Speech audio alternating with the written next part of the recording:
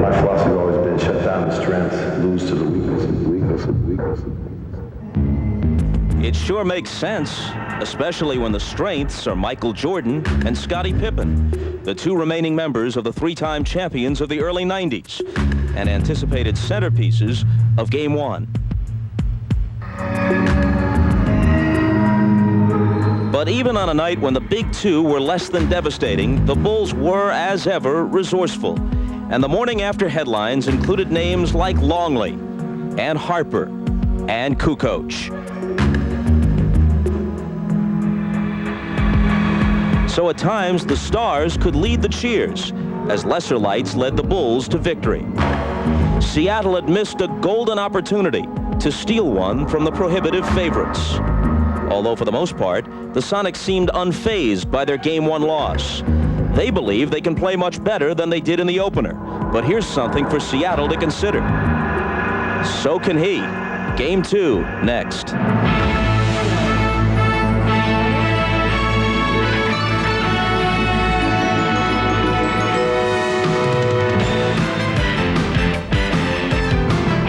This is the NBA on NBC. The 1996 NBA Finals. The United Center in Chicago as we head toward Game 2 of the NBA Finals, and it could be the final home game of the season for the Chicago Bulls. Their plan, and the truth be told, their expectation, is to leave here up 2-zip, finish the job in Seattle, and return home only for the parade. But the Seattle Sonics still believe they can rain on that parade. Shawn Kemp went for 32 in Game 1 before he himself was reined in by fouls. Hi again, everybody. I'm Bob Costas. Game 2 just about 10 minutes away, but there's still talk of example of the kind of game a visiting underdog has a good chance to win. Up for grabs entering the fourth quarter, with the Bulls not fully in sync and Michael Jordan not dominating. If Seattle's realistic hope was to get a split in Chicago and then get out of town, chalk up Game 1 as an opportunity missed. Not only did the Bulls prevail, but with their defense dominating the final period, they blew open a close game and won by 17 on what for them really was an off night. A night which saw Dennis Rodman get the better of this exchange was to rile the Rodman. That strategy backfired. As a result of the elbow, Brzezowski was hit with a flagrant foul. He gave Rodman a mouthful. Eventually, he'd continue arguing with both Rodman and Jack Haley, who Brzezowski referred to as Rodman's babysitter. Referee Joey Crawford had heard enough at that point. He gave Brzezowski a second technical, thereby tossing the brick. Now you have Dennis Rodman, who laughs at the NBA referees, who laughs at the NBA authority. That elbow that Frank Brzezowski was a flop. Rodman flopped it into a flagrant foul. And then you get two technicals on top of it. I think the call had a big impact on the game. And there's no way it was a flagrant foul. It was a flop. And that they have Dennis Rodman, who cheats all over the court all the time, be rewarded for acting and flopping, and then let him laugh at us, laugh at the league, laugh at the referee, taunt our bench, and not be punished. Makes me incredibly mad. Frank's an all-around ball player, and they sent him in a goon role and to play a part, and I don't think Frank wants to or needs to play that part. And that's not what's going to disturb Dennis. Dennis is above that, and he's proven it all playoffs. My job is to go in and play defense to keep Dennis off the board, and that's a big job for me. You know, Dennis is a brilliant rebounder. I'm desperate in the sense that I'm here for the first time in my career, and I will do anything to help my team win. And if it means knocking Dennis on his butt, that's what I'll do. And Dennis will do the same to me. So the clarity of all that is cool as far as the championship goes, and I don't have a problem with any of that. 12-year veteran Frank Brzezowski, perhaps just a bit embarrassed by all the attention of the last couple of days. What did Dennis Rodman have to say? Well, here's his quote. We've got to play mind games in this series, and so far, so good. And a live shot of Dennis Rodman, who has elected not to change the dew on the dome from Game 1. It's a repeat as we move up to tip-off for Game 2. Marv Albert, Matt Guokas, and Bill Walton, all of whom have remained with their original hairstyles so far as I know, will join us from courtside when we come back to Chicago right after this. Still some daylight left in Chicago. Game 2 of the NBA Finals from the United Center. The Seattle Supersonics and the Chicago Bulls in tip-off just minutes away. For the first time in this postseason, the Seattle Sonics find themselves trailing in a series. With more on the matchup, we go to our announce team of Marv Albert, Matt Guokas, and Bill Walton. Marvelous. All right, thank you, Bob. And looking back at game number 1 on Wednesday night, so much for all that concern about the 9-day layoff for the Chicago Bulls, because the Bulls did it in every hustle category. Now check this out. When the coaches look at the stat sheets, these are the critical numbers. All Chicago second chance points, which means they control the offensive boards. They have the edge in fast break opportunities, and they took advantage of Seattle turnovers. Plus, they received offense.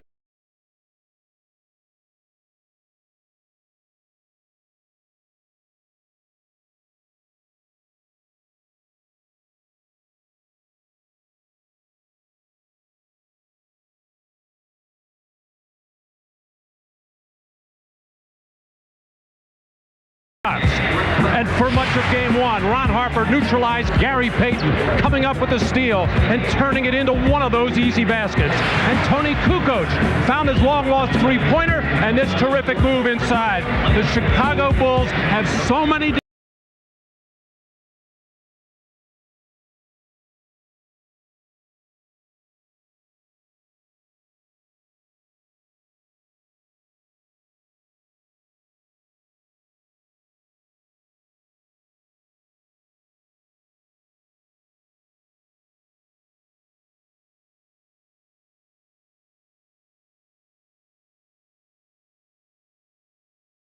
Sure, it held him to 28 points, but this was a non-contest as Detlef Schrempf could not get anything done except show the ability to usher Michael Jordan all the way to the basket. Gary Payton, on the other hand, was dwarfed in his matchup by Scottie Pippen.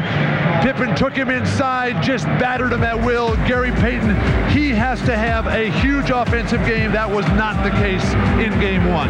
Now, the NBA Finals is a very tough place to experiment with gimmicks, but then again, Marv, nothing else has worked against the Bulls this year either. All right, and for more on the Bulls and the Sonics, we have double coverage on the sidelines with Ahmad Rashad and Hannah Storm. We have reports from both. Let's start with Ahmad. All right, thanks, Marv. It was a great record-breaking season for the Chicago Bulls. They won all the individual awards. Coach of the Year, Michael Jordan, his 4th MVP. Tony Kukoc, 6th Man of the Year. And there was another dramatic presentation made today as the team equipment manager, John Ligmanowski, awarded Jack Haley the top team cheerleader of 1996. One other note, that Seattle has the glove and Gary Payton. Well, Ron Harper, because of his play in game 1, has now been nicknamed the Mitten. He said he doesn't like the Mitten. If you're going to give him a nickname, call him the Straight Jacket. Now, for more in Seattle, let's go down to Hannah. Thanks, Ahmad. Well, the Sonics' experiment of starting Detlef Schrempf on Michael Jordan has lasted all of one game. They're going to return to their normal defensive rotation for game 2. They're going to start Hersey Hawkins on Michael Jordan. They're not going to designate any defender who come over and help on the double team. Instead, the help is going to come from the man closest to the ball. They, however, are going to get no help from one of their top defenders, Nate McMillan. The co-captain was shooting around before the game. Apparently, however, that was just as a decoy. He feels that he re-aggravated his back injury in game 1, doesn't want to risk permanent injury, told me he'll not only sit out this game, but in all probability the remainder of the finals. Marv? All right, thank you, Hannah. So coming up in just a moment, game 2 of the NBA Finals from the United Center in Chicago.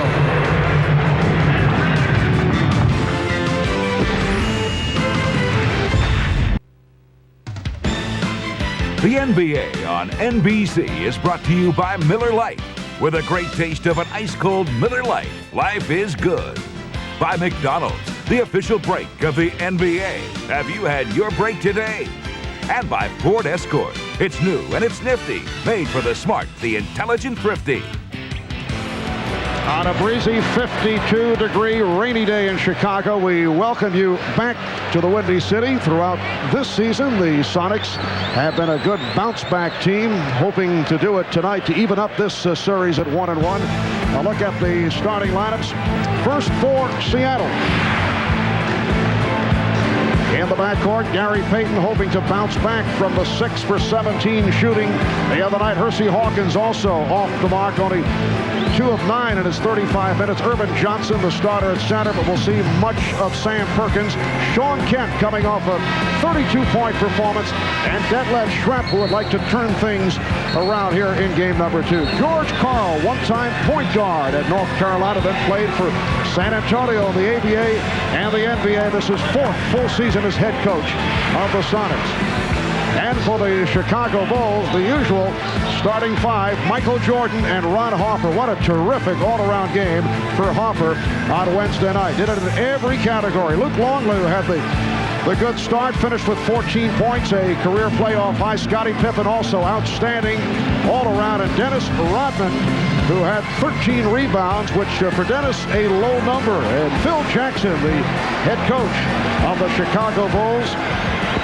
And as coach of the Bulls, he has won 19 of 22 playoff series. The only losses to Detroit in 1990, the Knicks in 94, and the Magic last season. In the Eastern Conference Finals, Chicago came out in the second game against Orlando after winning handily in the first one. Very flat. Luke Longley and Rodman getting into foul trouble. It's important for Chicago to get off to a good start with pressure defense and try to hold serve. For Seattle, it's all about confidence. It's about Payton controlling the tempo, getting it up and down in Seattle's favor, and then the whole Sonic team has to deal effectively with Chicago's pressure defense. And the Sonics control the opening tip. The officials, Ed T. Rush, Jess Kersey, and Hugh Hollins. Hollins not a favorite of the Chicago Bulls. Schrempf not able to hit on his first. And the stuff missed by Kemp, but they keep it alive. Well, much like game 1 started, a couple of offensive rebounds for Seattle as the Bulls standing flat-footed. Hersey Hawkins. Open shot for Kemp. And the tip by Johnson. Well, I'm surprised, really. I thought the Bulls would just come out firing defensively with pressure on the ball. 3 possessions that time for the Sonics. Ron Harper draws the foul, so the Bulls going for the penetration on their first possession. Foul committed by Kemp. Normally, it helps to make your first shot, but with the way the Sonics are just attacking the offensive boards, pushing the Bulls underneath, just way too easy of a first possession for Seattle as far as Chicago is concerned. How about Urban Johnson? 3 rebounds. First half minute. Did not have a rebound in game number 1. That's called making adjustments. Coaching. Trouble already for Seattle. Sean Kemp, who is foul prone and fouled out of game 1 with an early one. But you can't let a guy like Harper turn the corner on that triangle offense pick. Hawkins trying to save the pass. Here comes Pippen. Scottie Pippen. 1 count. He travels. A good defensive play by Gary Payton, who's actually backpedaling, but I think it's just a little juke and a little fake. It's Scottie confused him and forced the turnover. Harper trying to draw the foul. Again, the outside shot by Kemp. Sean Kemp, who had the sensational Game 7 last Sunday against Utah and followed it up 41 minutes, 32 points on 9 of 14 shooting here on Wednesday night. But committed 7 turnovers and fouled out. Longley rejected by Johnson. Too many fakes by Longley that time. Payton for 3. And Rodman able to get inside Kemp. Michael Jordan setting up against Detlef Schrempf. Uses the pick. And Harper able to keep it alive. Good look for Longley. Longley is a very skilled player that, like Burkowski for Seattle, gets very little credit for what he can do with the ball. Committed by Longley. When you rise up for your jumper, as Longley will do here, out of the bottom of your eye, you never think pass. You always want to think shot at that moment. A good player can always dump it off at the last moment. And Luke Longley has developed into a solid basketball player. Well, Luke is so happy to be rid of the Alonzo Mournings, the Patrick Ewings, and Shaquille O'Neals, and getting an opportunity now where there's going to be a lot of double teaming, and he is alert for it. He's going to make cuts to the basket when the double team occurs, and he's always going to be available for that spot-up shot. Well, the Sonics had hit their last 18 free throws before the miss by Sean Kemp. It's the Sonics 5 and the Bulls 4. That's a tough strategy to double Ron Harper in the corner. Pippen got the step and was hammered. Foul committed by Johnson. Well, the Sonics have been an aggressive, scrambling defensive team all league. Lots of gimmicks, lots of unusual things at the defensive end of the floor. We saw it in game one with the strange matchup. But continuing a little bit with Gary Payton still guarding Scottie Pippen. I expect the Bulls to put Pippen in the post a lot more and try to exploit Payton inside. Harper and Gary Payton getting into a little verbal exchange just behind the free throw shooter Pippen. There's the press. How about Scottie Pippen? 10 of 11 at the line in the finals. He's been shooting 65% in the playoffs at the foul line. Bulls with a 6-5 lead. Hawkins on the penetration. Well, George Karl saying after game one, he wanted to see his guards in particular taking it to the basket. Well, Hawkins just 2 for 9 in game one, not asserting himself, and he caught himself that way in the Utah series as well. Yes, and it counts. Sometimes Hersey Hawkins, who's such a good perimeter shooter and a three-point threat, relies on that perimeter game so much, and it will draw the defense out. And when you get that opportunity, you've got to attack the basket. Luke Longley continues to be aggressive at the offensive end, not feeling any pressure at all from Irvin Johnson. Irvin Johnson is playing a very unimaginative defensive game. What do you mean by that? He's not anticipating that his player is going to make a move to the basket.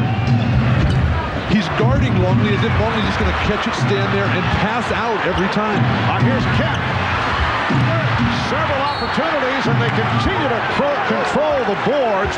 What a sequence on the offensive glass by the Sonics. Well, no question, Seattle has come out the aggressor on the glass, and maybe Irvin Johnson is saving himself at the defensive end because he has been a tiger on the offensive end, if not getting rebounds, keeping the ball alive because Kemp is always there. In effect, he's being creative at the offensive end. Saving himself, yes. Exactly. 7 rebounds for Irvin Johnson. That's a Dennis Rodman-like start, but Matt was mentioning the focus and intensity of Seattle. Nowhere more evident than on the face of Sean Kemp. It's the Sonics 9 and the Bulls 8. Now Schrempf guarding Harper. The backdoor pass. Oh, that's part of the triangle offense. It usually doesn't start that far out on the floor, but you hit the post, man on the wing, always cut to the hole. Michael Jordan with a second field goal. Bulls by 1. Kemp blocked by Pippen. Open 3 for Jordan. Rodman with the rebound and pops it up. Good run out defensively by Irvin Johnson on Jordan's 3 attempt. Seattle still looks tentative. Here's the double team on Schrempf, and Payton fires. Hits the 3. Gary Payton, who played 47 minutes in game number 1, and probably will continue to log that kind of time with Nate McMillan bothered by the back problem. Gary Payton, he can play the whole game. George Karl told us beforehand he felt that Gary did get a little fatigued, as did Sam Perkins down the stretch, but Gary's got to compete for full 48 here. Longley got himself trapped and he's called for steps. Poor recognition by Longley that time. He just had the little man Gary Payton on him on the defensive scrambling switch.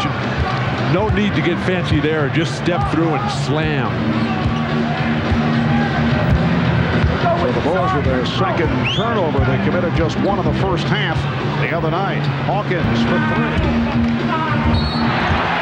And a loose ball foul against the Sonics. Already we've seen Seattle run 3 pick-and-roll plays with Gary Payton. They ran precious few in game 1, and that's a big play for Gary Payton, except that the spacing has to be a lot better. And that was foul number 3 on Irvin Johnson right here, coming over the back of Dennis Rodman. I'm sure George Karl does not really care about fouls with Irvin Johnson. He's not going to play that many minutes to begin with. He only played 9 the other night. George just wants to get the most out of him he can. Sam Perkins is going to play the heavy minutes. 7 rebounds for Johnson in just under 5 minutes in this first quarter. Jordan gets inside. And the game is tied at 12. Jordan flashing from the weak side. And when Pippen is guarded by Payton, there's just no pressure on the pass because Payton is so short. A wild shot by Payton, or perhaps he was trying to lay it off the glass for Kemp. Well, Marv, when you come in there as a guard, coming to the basket, you just want to get it over the defender so your guy can come and slam it home from the weak side, as Kemp did. Foul was called on Scottie Pippen. A timeout is taken with 6:43 to go in this first quarter.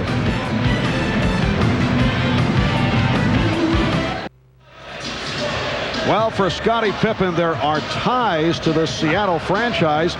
He was actually the Sonics' first pick, 5th overall in the draft back in 1987, but never played for Seattle.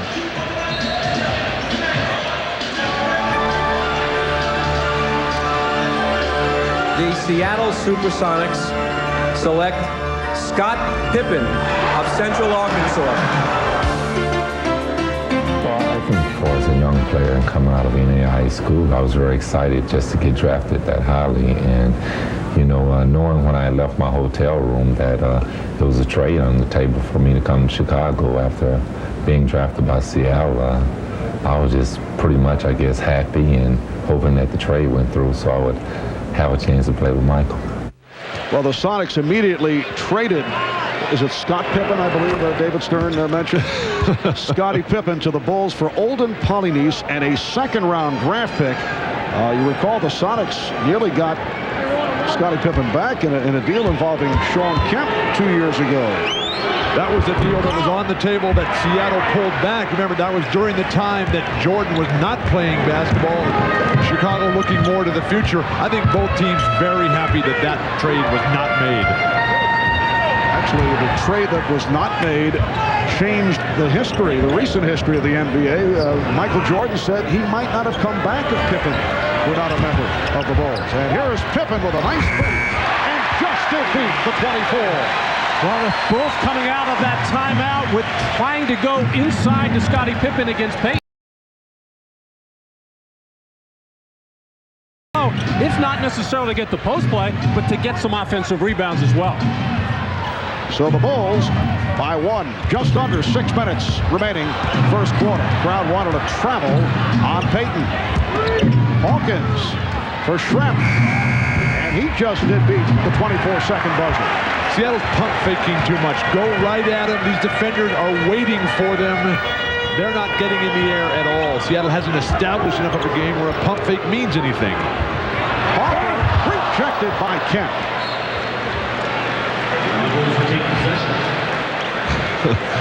Scottie Pippen saying, so you're the defensive player of the year. I just faced you up. I should have won that award.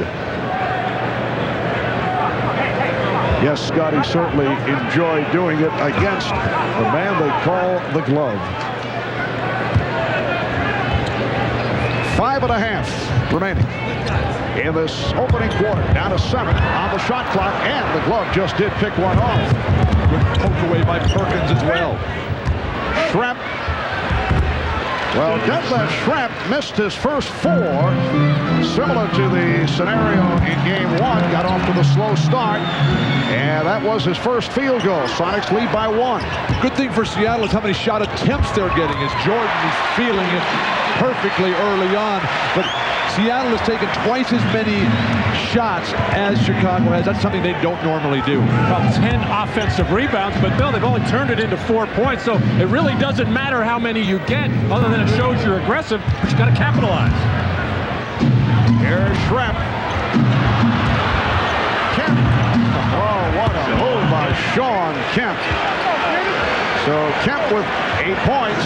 In years past, Sean Kemp would have made that play into something so much more difficult. He would have tried to double clutch and scoop, flip shot. Who knows how you can describe it. Now just playing so disciplined, so under control. Jordan. Oh, the fadeaway on target, and Michael is 5 of 7. He has 10 points. Bulls lead by 1. Talking to Ahmad before the game after his conversation with Michael Jordan. Michael Jordan lights up when he sees Hersey Hawkins as a defender.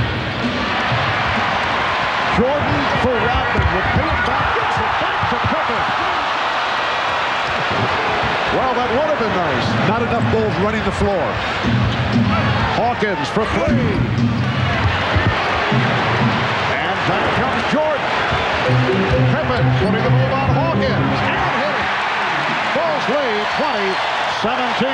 Now this is Chicago Bull basketball. Any kind of steal, any kind of missed shot, they want to get out on a run, but so far. Also, Seattle Sonic basketball. The question is it enough? These teams are so similar. It often seems, though, like Seattle just comes up a little bit short, almost as if they're Bulls light. Very nice, Bill.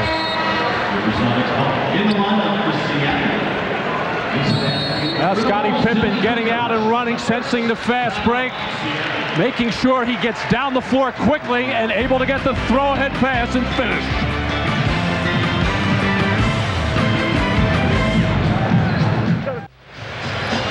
Chicago's offense not very crisp, but it's always nice to have this man to bail you out. No pressure on the pass from Pippen. Double team, just too slow to get there as Michael turns away from it for that jump shot. And now just taking Hersey Hawkins down to the baseline. Payton coming way too light as Michael rises in the air. But the good thing for Seattle is the type of shots Jordan's getting. In game 1 against Detlef Schrempf, he was just driving right through. Hersey Hawkins forced him to the fadeaway. Hannah Storm's got a report from the Sonic bench. George Karl asking Gary Payton if he wanted to switch off defensive assignments and take Ron Harper. He's going to do that. He's also telling his team that the Bulls overreact to their penetration, so don't forget when they penetrate to kick it back out. Simple basketball, he's telling his team to stick to the basics. Bill? Mark? Matt? Take your pick. Bob. That is the second turnover committed by the Sonics. 3:06 remaining in this first quarter. And the Bulls lead by 1. Mark, we talked about Payton having to have a huge offensive night. Only 1 for 3 tonight to start the game. Not a good sign for Seattle. And a foul called by Ed Rush. Foul committed by Kemp, and that is his second. Scotty and Michael anticipating a little denial overplay by Gary Payton, trying to set up a backdoor cut to the basket. Terrific help on the part of Sean Kemp. The body was there, but the reach in, and he just cannot afford to pick up those kind of fouls. He had his body there, he just had to keep his arms tighter. So much of defense is anticipation. We saw Irvin Johnson in the early going just standing there flat-footed. That time, Sean Kemp did not even make a play for the ball, did not visualize in advance what could possibly happen. Now he's on the bench watching, dreaming about it. And the Bulls now lead 22-19. Tony Kukoc on the floor, applying some pressure on David Wingate, who just checked in. Wingate with 2 minutes of playing time the other night. And picked up 2 quick fouls in trying to guard Michael Jordan. Illegal defense called for the first time. And with Sean Kemp on the bench right now, Sam Perkins will become the primary post player right now. Of course, Sam is very effective on the perimeter with that three-point threat, but they have to put somebody inside to make the defense react. Man, I think they can post up Detlef Schrempf, who was an awesome post-up player in the Houston series. Offensive foul. It's on Payton. That is his first call. Well, the other post-up option they have is that man, Gary Payton, going to take Michael Jordan inside, and not really happy with a play late in game one as they got tangled up, got a double technical foul. I ran into Gary Payton on the elevator yesterday saying, I am not going to take any more of that from Michael Jordan. And it's amazing how much information Matt can pick up on those elevators. Payton with the steal and puts it down. And then apparently had something to say to Jordan. Not a good idea.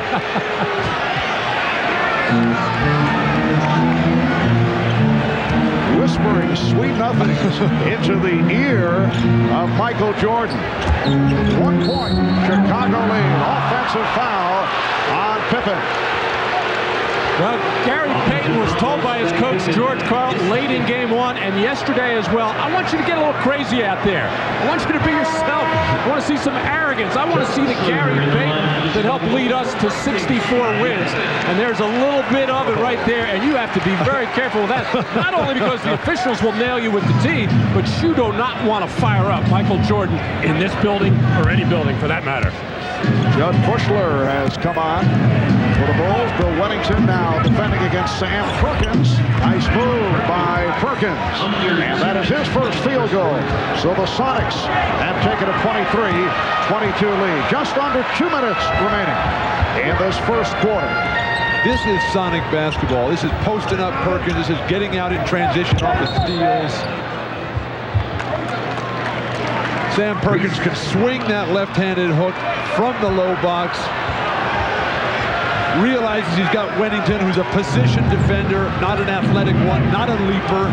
Get that whenever he wants. Nobody goes up top to block for Chicago. 3-second violation against the Bulls, giving the ball back to the Sonics. Perkins again working on Wennington. And again hits with the running hook. And since Sean Kemp went to the bench with 2 personal fouls, Seattle outscoring the Bulls 6-zip. Rodman might want to switch over onto Perkins instead of Wennington. And Jordan off the fake, run into by Wingate. Sonics are over the foul limit. Milk whatever's working. Seattle coming right back to Sam Perkins in a mirror image of what we saw the time before. Run that play until they stop it. It's been a long time between field goal attempts for the Chicago Bulls. They are 8 of 14 from the field, as opposed to Seattle. They've attempted 27 shots, 10 of 27. And Jordan and Pippen have combined to take 10 of the Bulls' 14 shots. Marv, I think the layoff did hurt Jordan, did hurt Pippen. I don't really believe they'll get into full swing until Game 3 Sunday night. A little bit of stiffness. Yesterday, Michael Jordan telling us that for the first time in his life, he's having to ice. He's starting to feel stiff when he gets out of bed in the morning and limping to get going. Nice to see that he is human. Yes, he said he did not quite have the feel in game number 1. Perkins, and a foul is called. Team foul number 4 on Chicago. It is on Bushler. George Karl was saying, though, he felt that the 7 minutes that Jordan sat out in the second half the other night, he felt the Sonics defense was great on Michael. Well, he wanted to make sure that point got now, if he can just get Michael Jordan on the bench for 48 minutes, then everything would be fine. Sonics by 2. And we're down to 45 seconds to go in the first quarter. Schrempf posting on Rodman. Shot clock at 5. Here's Schrempf. Oh, nice move on the fadeaway by Detlef Schrempf. After a good defensive play by Tony Kukoc, who came down to help and actually batted the ball right back to Schrempf, giving an assist. Kukoc. Rodman. Well, Dennis Rodman able to keep it alive. Last touched by Seattle. And here comes Frank Rukowski, not a favorite here in Chicago, off the flagrant foul and the consecutive technicals as he got involved with Dennis Rodman and then Jack Haley in game 1. 8-1 run by the Sonics. The Bulls are holding for a final shot of this first quarter. Illegal defense. The call against Seattle, the team that led the NBA in that department. What's interesting there is Sam Perkins coming out to double team Michael Jordan to get the ball out of his hands. Michael just so smart, just didn't give up the ball right away, tried to explore. And when there's an illegal defense call in the final 24 seconds of the quarter, it means an automatic technical foul awarded. So Jordan to the line. And Michael is now 1 of 3 at the line. Mark, I was talking with Rodman about this whole thing with Brikowski, and he was saying that the Bulls really won 2 games on Wednesday night. They won the basketball game, and they won the head game as well. Funny thing, Brikowski and Haley say that they're very friendly off the court. They're going at each other as Brikowski was leaving, but they spent a lot of time in the offseason. Here's Kerr, who just checked in. Time running down. Jordan checked the clock, and that is too late. So after one, a solid first quarter for the Seattle Sonics as they lead the Chicago Bulls 27-23. Sean Kemp with 10, but he has 2 fouls. Michael Jordan 5 of 7, leading the Bulls with 11. You're watching the NBA on NBC. This is the NBA on NBC, the 1996 NBA Finals. Sam Perkins in his 12th season out of North Carolina, again providing a lift off the bench for the Seattle Sonics.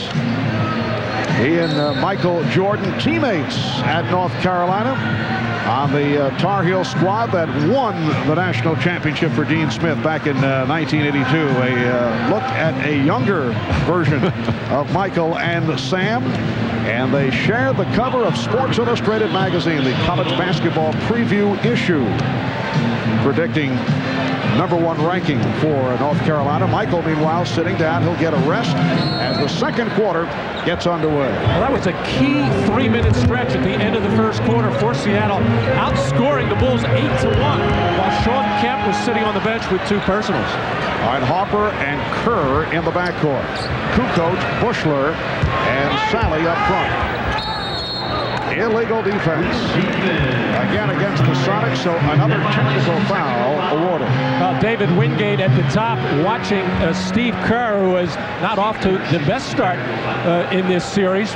Steve had his problems in game 1, missing all 5 of his shot attempts. We'll try to get on the board here, but David Wingate has to stay very close to Steve Kerr because they don't want to give him open looks from 3. Many of the starters giving the business to some of the guys coming off the bench like Kerr and Bushler, who are not able to hit and who have done such a good job during the regular season and the playoffs.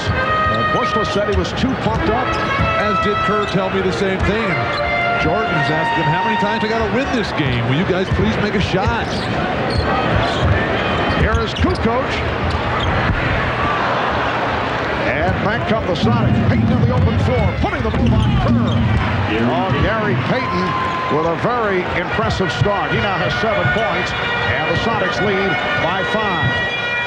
The good thing for the Sonics is that they're not making wild turnovers that are leading to open court play for Chicago. They're making Chicago play the half-court game. And the foul called by Ed Rush. Poke in the eye. Gary Payton making contact with Steve Kerr. Well, Seattle is winning the hustle game so far. They're the more aggressive team on the offensive glass. They're forcing more turnovers and very aggressive, and you would say overly aggressive defense there as Payton did Bob Kerr. Nice door pass, but Kukoc stepped out of bounds. Substitutions for the Sonics.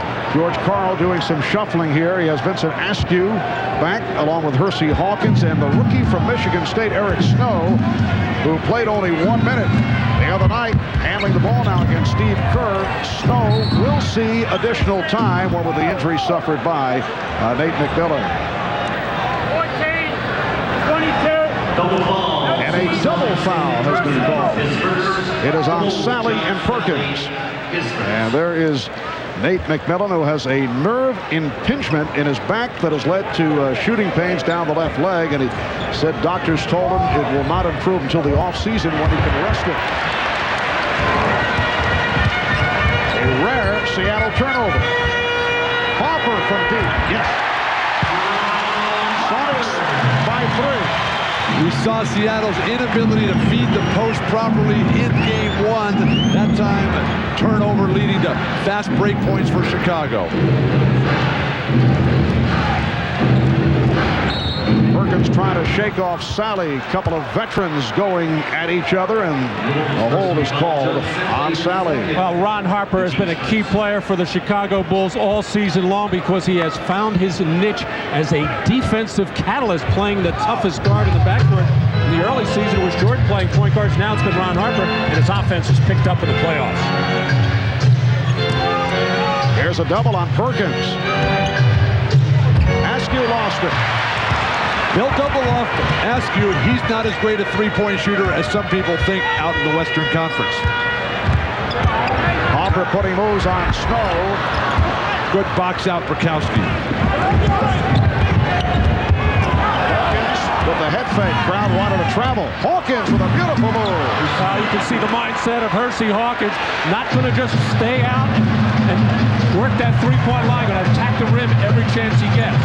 Hersey, a native of Chicago, telling us his Bushler is able to hit after going 0 for 4 the other night, and the Sonics now lead 31-28. Hersey telling us not that pleasant playing back in his hometown. The ticket pressure has gotten to him. Illegal defense, this time against the Bulls. And a timeout is called with 9:18 to go in this first half. Sonics with a 31-28 lead. And the question is, will they shoot the technical before we take the commercial break? Yes, they will. Hersey Hawkins beckoned back to the line off that illegal defensive call. Well, George Karl, I'm sure, does not find himself in this position very often during the course of the year with both Sean Kemp and Gary Payton on the bench. It's imperative that he gets that offense from Hersey Hawkins and Sam Perkins. We also have to worry about floor generalship with the rookie Eric Snow. Well, Hersey Hawkins, one of the best free throw shooters in the NBA, missing the technical. We'll be back in a moment.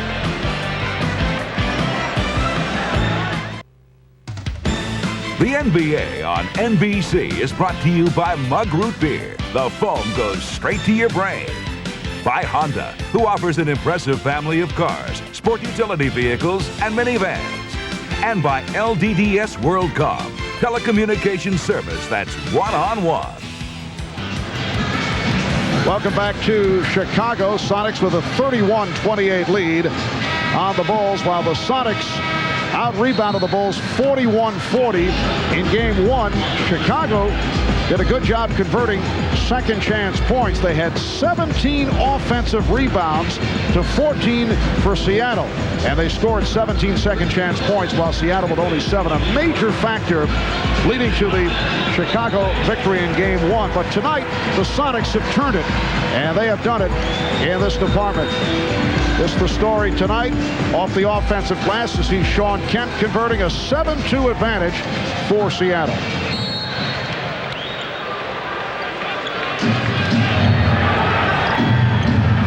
Detlef Schrempf being played by Dennis Rodman. Schrempf, Brakowski, Askew, Hawkins, and Snow on the floor for George Karl. Here is Snow, rejected easily by Longley. Eric Snow did not see much action during the regular season. Appeared in just 43 games, started once, only 300 minutes. Hopper will go to the line. Chicago's getting unlimited backdoor opportunities from their triangle offense. This is their third time in the early goings of this game. Rodman flashing to the ball as Longley did earlier, and guys just moving from the weak side on the entry pass to the post player. Brilliant play, Dennis Rodman. 5 points for Harper, now 3 of 3 on the line. Gary Payton making his return. Phil Jackson had been resting Scottie Pippen and Michael Jordan. They have stepped back onto the floor. Well, a number of times in game one, we saw the pressure after the free throw, full court pressure. And really, Seattle was not in an attacking mode, just happy to get the ball across half court, playing right into the hands of the Chicago Bulls. I think you turn a press into a fast break situation, get 3-on-2s to the hoop at will. Illegal defense once again against Chicago. Well, similar to what we saw in game one on Wednesday night here at the United Center, a host of whistles. Although not in the case of illegal defenses, they have been calling them tonight. And Hersey Hawkins, who missed the technical a moment ago, once again fails to convert.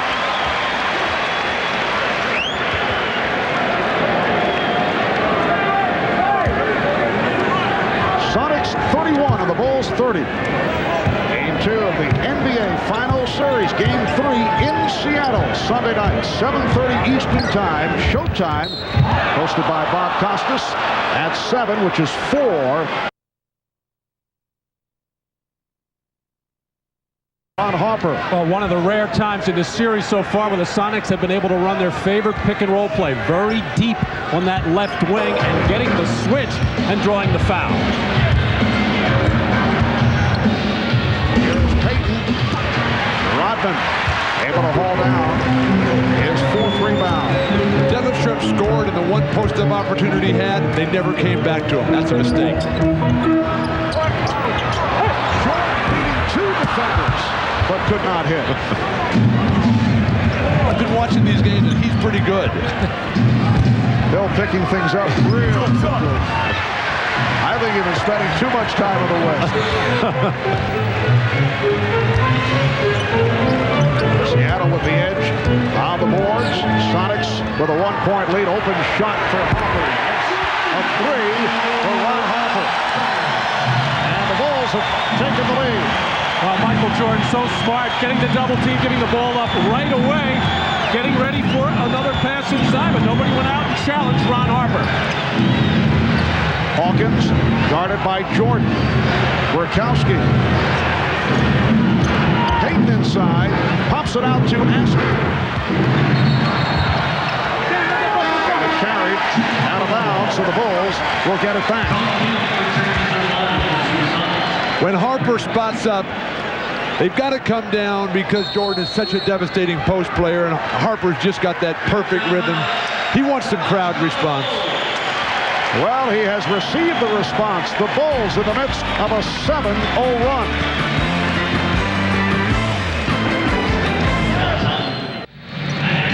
And a storm back at the United Center. The Bulls leading the Sonics 33-31. Sean Kemp on the bench in foul trouble. His hamstrings tightening up moments ago, getting stretched out by the Sonics trainer, Frank Furtado, ready to get back in this game. Marv? All right, thank you, Hannah. And Kemp is on the floor. Gone 3 of 7, 10 points, 5 rebounds. Fast start once again for the Rain Man, but he has 2 personal fouls. 5 minutes gone by in the second quarter, and it's the Bulls by 2 off that 7-0 run the last 2.5 minutes. Ron Harper with 7 of Chicago's 10 points here in the second quarter. And Hugh Hollins makes the call on Vincent Askew. For the Sonics, their 3rd team foul. Bulls with 2. Now, Vincent Askew, a very physical defensive player. He's got a wide body, strong, and he's quick with his feet, but he's going to try to pop Michael Jordan every time he comes and try to keep him from cutting to that spot right there. They double up on Jordan.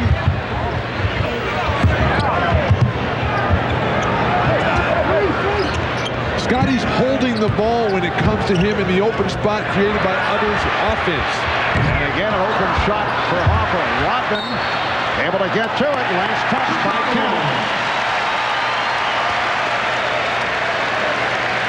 The Bulls just can't seem to get into any kind of rhythm offensively with their triangle. The few times that Jordan's been able to post and turn quickly and shoot is a bit about it. Jordan. And the foul against Rodman. Mentioned the Bulls not able to get into any kind of rhythm. The Sonics defensively somewhat responsible for that, doing a nice job. They have. We just saw Dennis Rodman get away with one of those pushes that George Karl has been so talkative about the last couple of days. He feels that Rodman gets away with 3 seconds with shoving, pushing, and flopping. Yes, he said that, Kemp looked like he got a poke from Longley. And then turned it over. George Karl was upset with what he called 4 flops by Dennis Rodman in game 1. He felt one was wrongly called the flagrant foul on Frank Burkowski. But Marvin, Scottie Pippen works the low post in there. That's Dennis Rodman's game, is to make the other team focus in on him and take it away from Michael Jordan and Scottie Pippen, the guys who were going to light it up offensively. Gary Payton picks up his 3rd foul.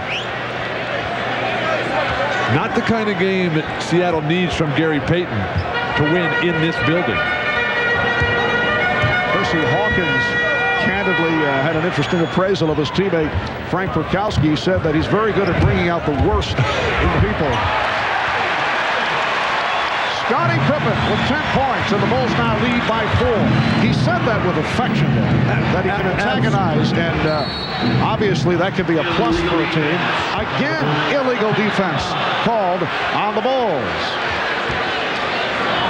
That is the 4th illegal on Chicago.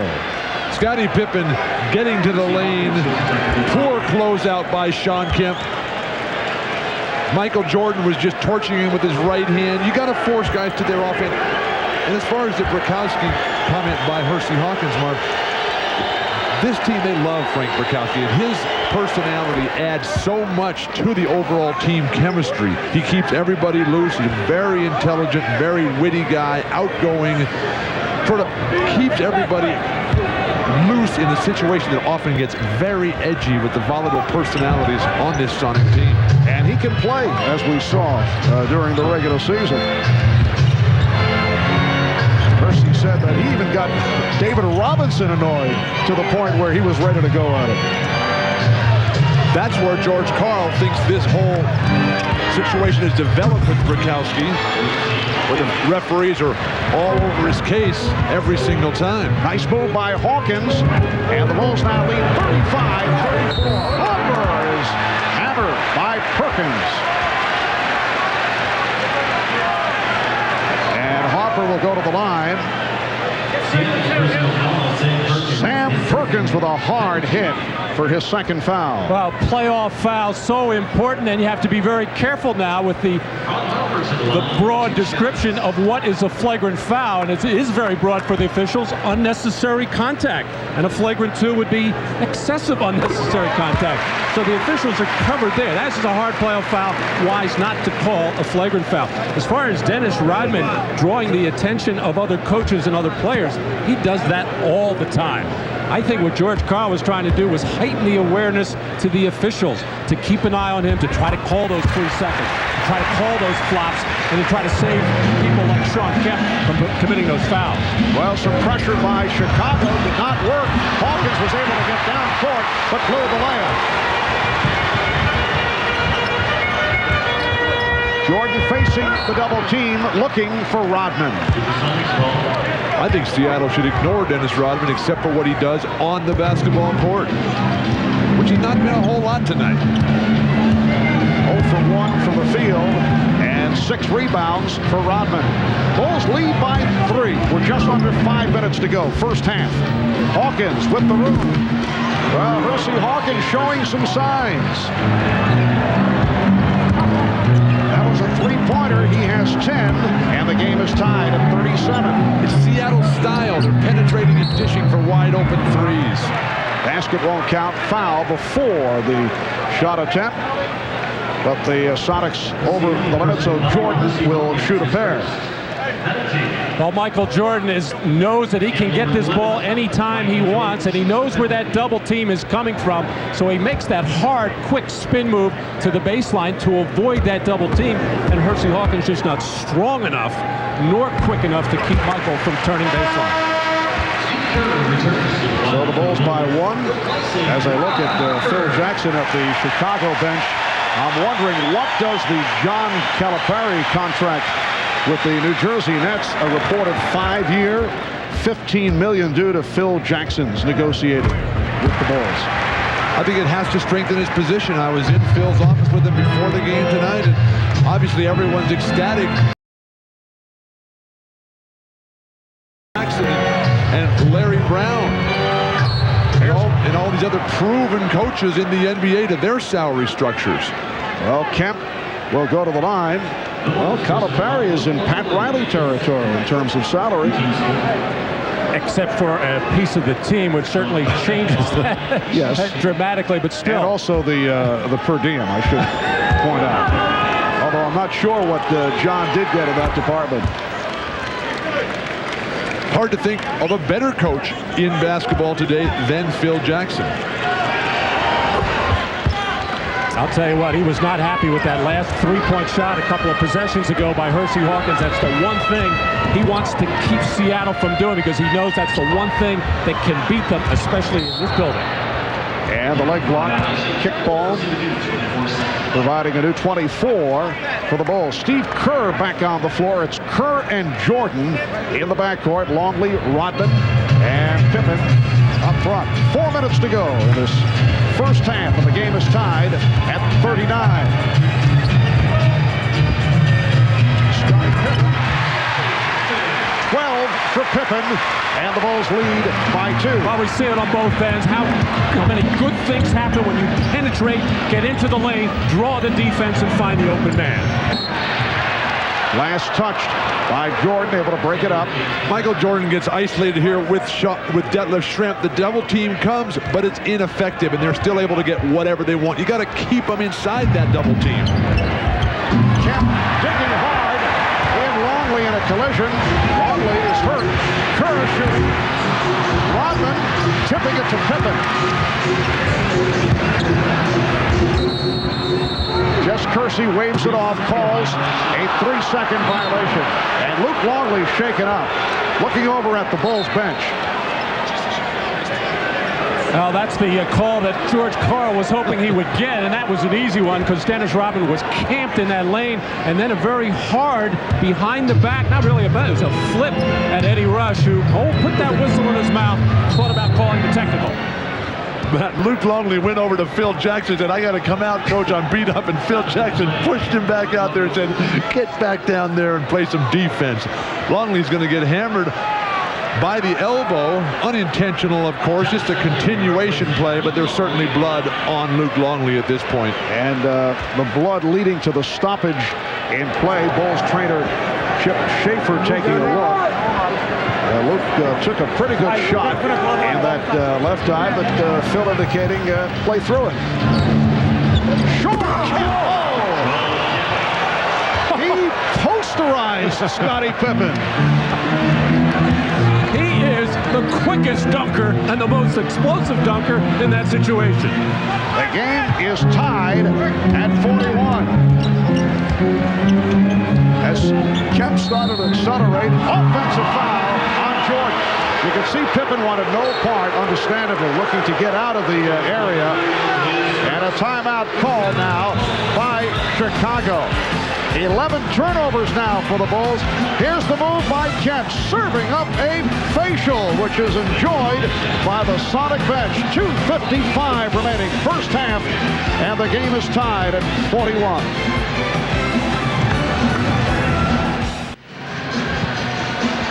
Well, coming up on the Prudential halftime report, Bob Costas will be talking live with Lakers Executive Vice President and General Manager Jerry West. Jerry played on the 71-72 LA Lakers, considered one of the great teams in the history of the NBA. In fact, the Chicago Bulls broke the single-season record for wins, which West's Laker team set. Of course, Jerry, one of basketball's all-time greats. We'll hear from Jerry West at halftime. Bob Costas, Julius Erving on the Prudential halftime report. Charles Barkley may be a tough act to follow for Jerry. He was just wild on Wednesday. Wednesday night. Well, so many issues for Jerry West to address today. Of course, Magic Johnson, free agency coming up for so many players. 3-second violation. And the Bulls get it back. 2:37 remaining first half. The game is tied at 41. And George Karl gambling right now and leaving Gary Payton on the floor with 3 personals. 2.5 minutes to go in this first half. I saw him talking to Gary coming out of that last time, making sure that he was aware and to be careful. He's been off the mark after the excellent game on Wednesday. Schrempf set the pick. Payton to the fadeaway.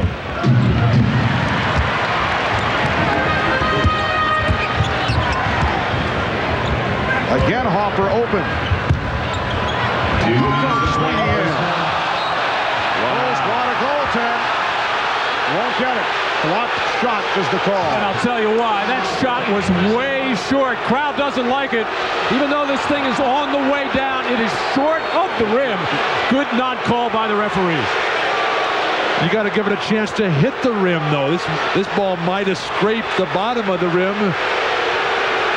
Kukoc is killing Seattle with his up and under move.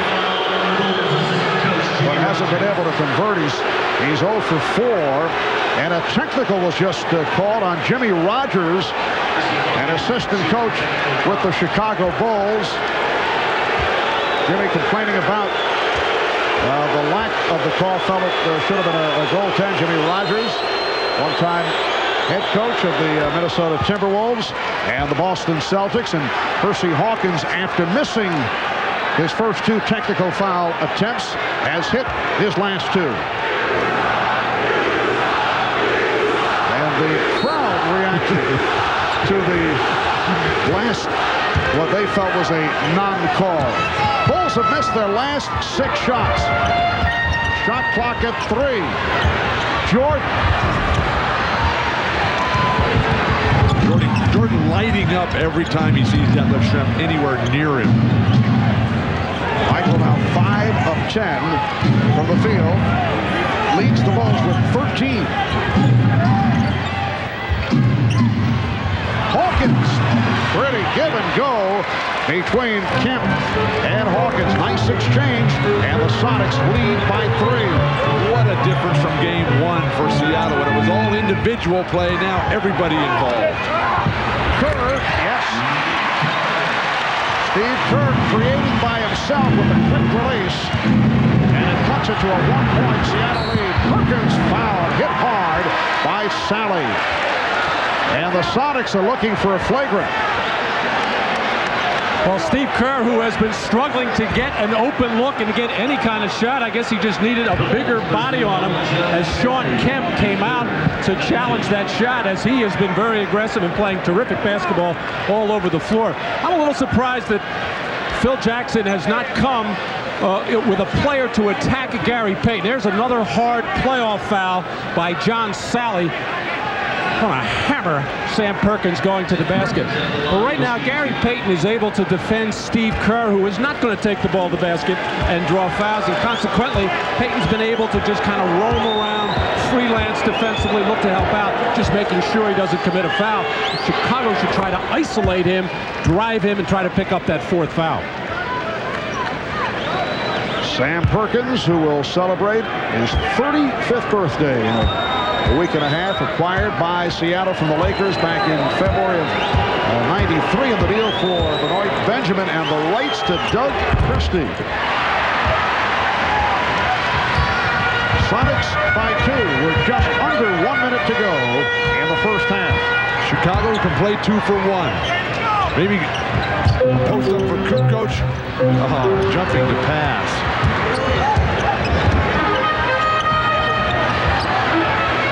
Jordan for 3. That was an offensive sequence that was not going anywhere, and Michael able to bail them out. But more of the interchangeable pieces for Chicago. Makes them turn broken plays, allows them to get into something really good. And when you have Jordan who can make everything, that makes up for a lot of sins. Bulls by 1. Perkins for 3.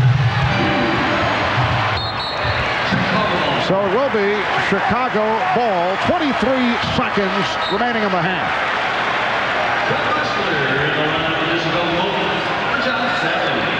When Kukoc steps into that post area, everybody has to react, take one step closer to him, and that just leaves Jordan. Seattle's done a good job of keeping Jordan out of the basket area. Jordan's not beating people off the dribble the way he did in game one. Well, George Karl not gambling anymore. He had gotten Payton out of there with a minute to go, now making sure Kemp doesn't get his third, as the Bulls like to spread the floor in this situation. Normally with Kukoc. Down to 10 seconds in the half. Kukoc beating Perkins, finding Kerr. Final seconds. Kerr forced it up. And that is the end of the first half. Michael Jordan with 16 points. Scottie Pippen with 12. Shawn Kemp leading the way for the Sonics with 14, and Hersey Hawkins with 13. It's the Bulls 46 and the Sonics 45. Back in a moment with Bob Costas and the Prudential halftime report. But first, let's pause for these messages.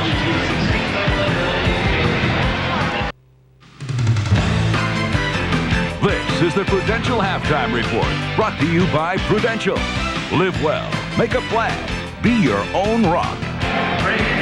Halftime of Game 2 at the United Center, with the Bulls leading the Sonics 46-45. Michael Jordan leading the way with 16. Scottie Pippen a dozen. For Seattle, Shawn Kemp with 14, and Hersey Hawkins, who was cold in Game 1, has 13 at the half of Game 2. Bob Costas back in Chicago. I'll be joined in our next segment by Julius Erving, but first, we have an opportunity to talk with Jerry West, the one-time Laker great who played in 9 NBA Finals. Known as one of the great clutch players in NBA history. Altogether, he played 14 seasons for the Lakers, and for the past 14 years, he's been in charge of basketball operations for the Lakers. Now, before we get going with Jerry, we should mention that NBA rules regarding tampering preclude Jerry or any other general manager or director of basketball operations around the league from discussing other teams' free agents until July 1st. So whatever the Lakers' rumored interest might be in Shaquille O'Neal or anyone else, we can't even put that question to Jerry. He's not in a position to comment. But you can comment about this, and you've been talking about it all year. You played either with or against almost all the teams that have been compared to these Bulls as on the short list of the great NBA teams of all time. Where do you place the Bulls? Well, this is truly an incredible team, Bob. They have almost anything you want, that maybe arguably the greatest player to ever played during the team at one time. I think the impressive thing about this team is they can beat you almost any way. They can play a low-scoring game, 3 tremendous defensive players, and Michael Jordan's presence on both ends of the court. That's a real special package to have in one player. Is Michael Jordan the best player of all time? Bob, it would really be hard to argue against this because, I think one of the ways you measure a player, how many games you win, how many championships you win, and whether or not you really are a factor for your team all the time. Well, he's not only a factor on the offensive end, but the defensive end, I think he's nearly as great, and everything he does offensively overshadows the incredible defensive abilities that he has. This might seem like sacrilege to say. There's no way you can say that the Bulls aren't the best team of all time, but I think with modern marketing and short memories, maybe they get overrated in comparison even to teams of a decade ago. Riley's great Laker teams with Kareem and Magic, the Celtics of '86 with a great front line, not to mention your Laker teams of the '70s or Russell's Celtics or Wilt's 76ers. They'd be good series in any case. Well, Bob, obviously I think that games would be competitive, but, the NBA has changed so much. There's this enormous marketing that goes on behind all these teams today, and I think when you have a player like Michael Jordan, he commands so much attention that his teams always are going to be perceived as being the best. And I think it's wonderful for the game because this game needs to be grown. It needs to have the same sort of history that baseball enjoys. And the NBA League office has done a wonderful job helping to promote, I think, the greatest game of all. And people will say, well, you say that because you're involved in it. Absolutely not. If you want fun, excitement, and enjoyment, this is the greatest game in the world. Just have about a minute here, a couple of quick questions. Cedric Ceballos said to be on the trading block. Is that true? No, not at all, Bob. But, I think very much, I remember the Bulls, and this is the latest example, I think, of something that happened. You really need patience with these players today because all players need to be allowed to grow up and become better players.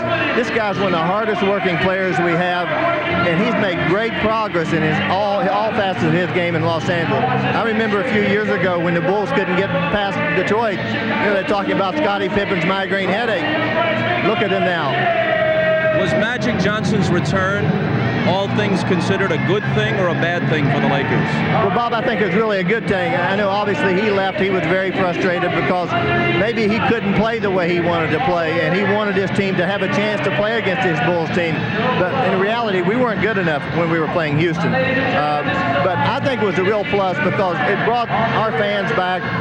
They could see the joy that he played the game. And I think for some of our younger players, they saw some of the things that really made him great. His incredible ability to lead, the wonderful feel he has for the game, and just how intense he was. And the last thing here, we know that Magic's been known to change his mind on occasion.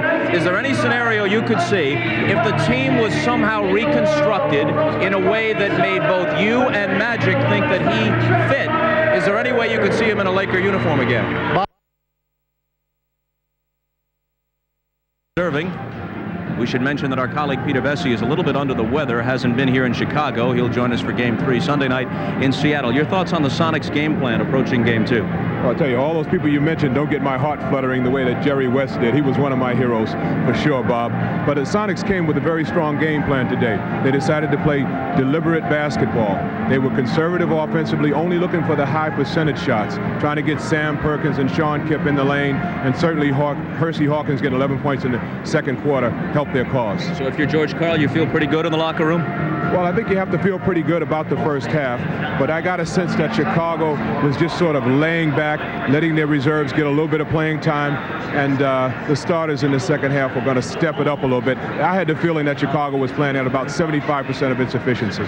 Okay, Doc, some NBA news. The New Jersey Nets made it official today, hiring former UMass coach John Calipari as both head coach and executive vice president of basketball operations. The deal is for 5 years, and reports are that it's for a total of $15 million. I was asked, did you ever dream this would happen? And I said, yes, I dreamed about this. I'd be on a run dreaming about coaching in the NBA, coaching against the Celtics and the Lakers.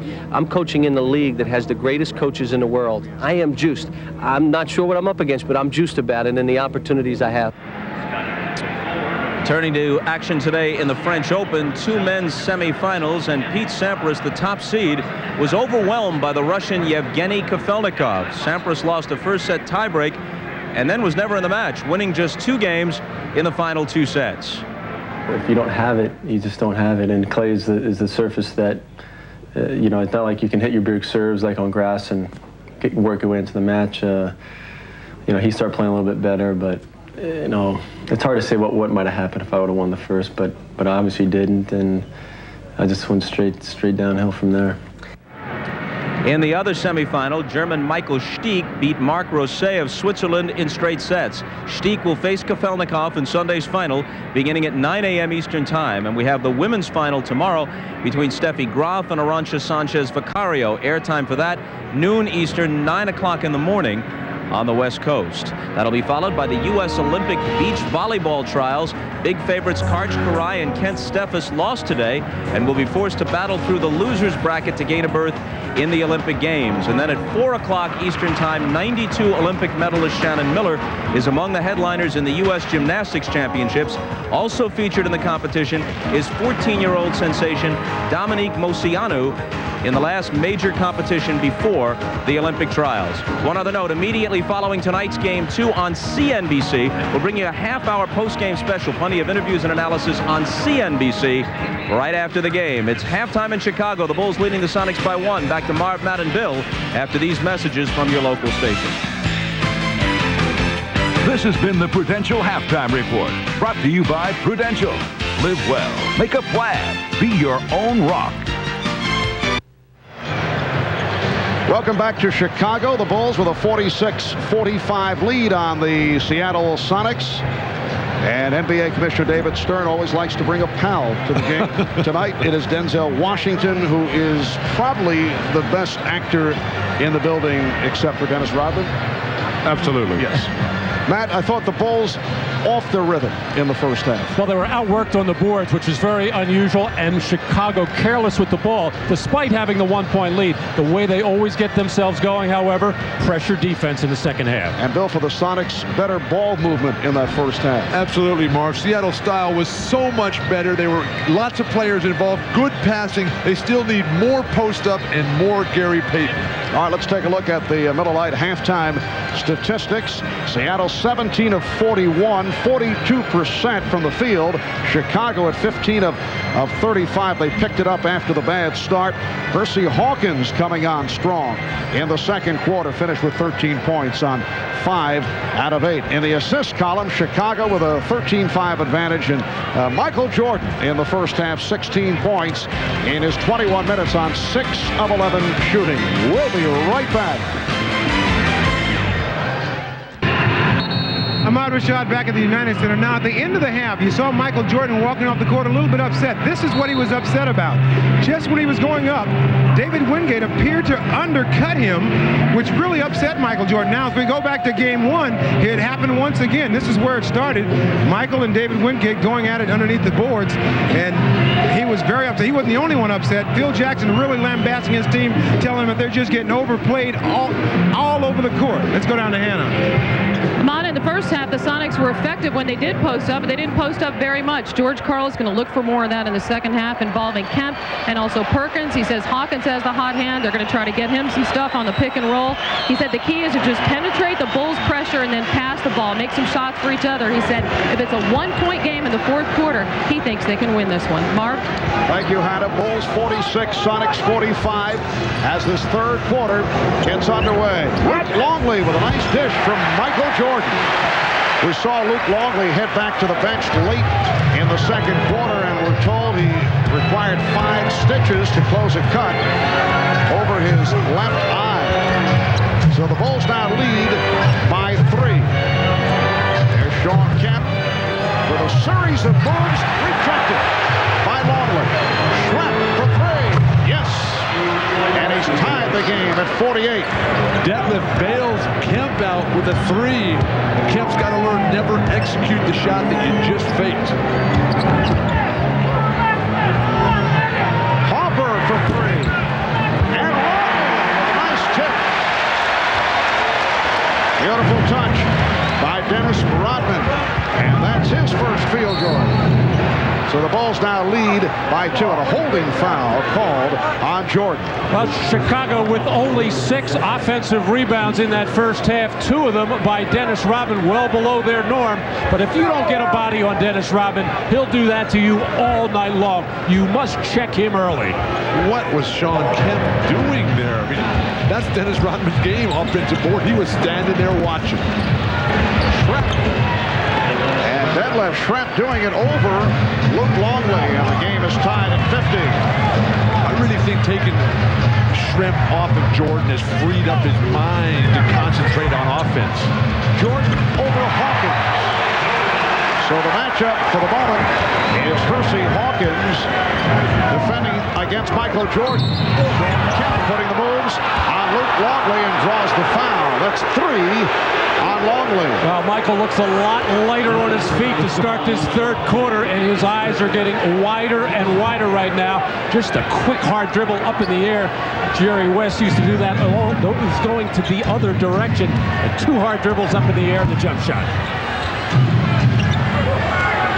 Hawkins and Payton in the backcourt with Schrempf, Kemp, and Johnson on the front line. And Jordan over Hawkins. Last touch by Hawkins. What a play defensively by Michael Jordan. It gets the Chicago bench going, the players on the floor going, and the crowd going when your best offensive player works that hard at the defensive end. And at the other end, Johnson is called for the foul, pushing Longley at the post. It is so wonderful to see how hard Michael Jordan and Scottie Pippen, or is it Scott Pippen, work on the defensive end. They just are in their man's face oftentimes the length of the court, terrific inspiration to everyone. George Karl not happy with this illegal defense. Scottie Pippen was perched way out on the left side above the tip of the circle. The man guarding him, Detlef Schrempf, started to come over and double-team the little two-man play, which he's perfectly allowed to do, and that's why the argument is going on there. Referee Hugh Hollins felt that Detlef Schrempf was doing something else. That's the third illegal defense call against Seattle. Chicago's been caught 4 times. Michael Jordan off at the line. He's 3 for 6.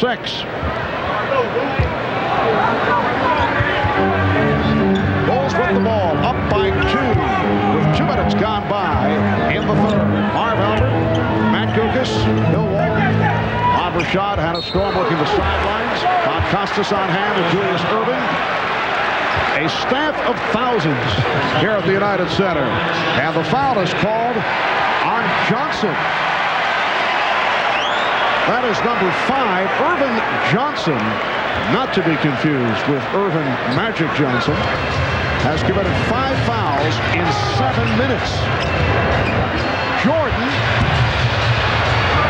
and last touch by Longley. Well, Irvin Johnson is not a big-minute type of player. I'm sure told by George Karl, just go out and play as hard as you can at both ends of the floor. Be as physical as you want to be. If you foul out in 6 minutes, 8 minutes, 10 minutes, so be it. Here is Kemp, quick release with Longley moving in his direction. Sean Kemp, 16 points, and he's tied the game at 52. Sean Kemp realizing as he's matured this season that he's a finisher. He's not a playmaker yet at this point of his career.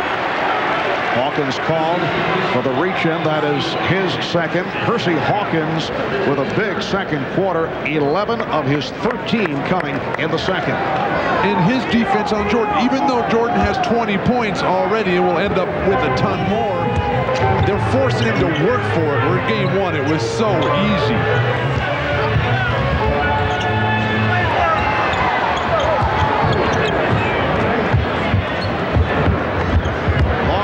Position. Dennis Rodman with the offensive putback.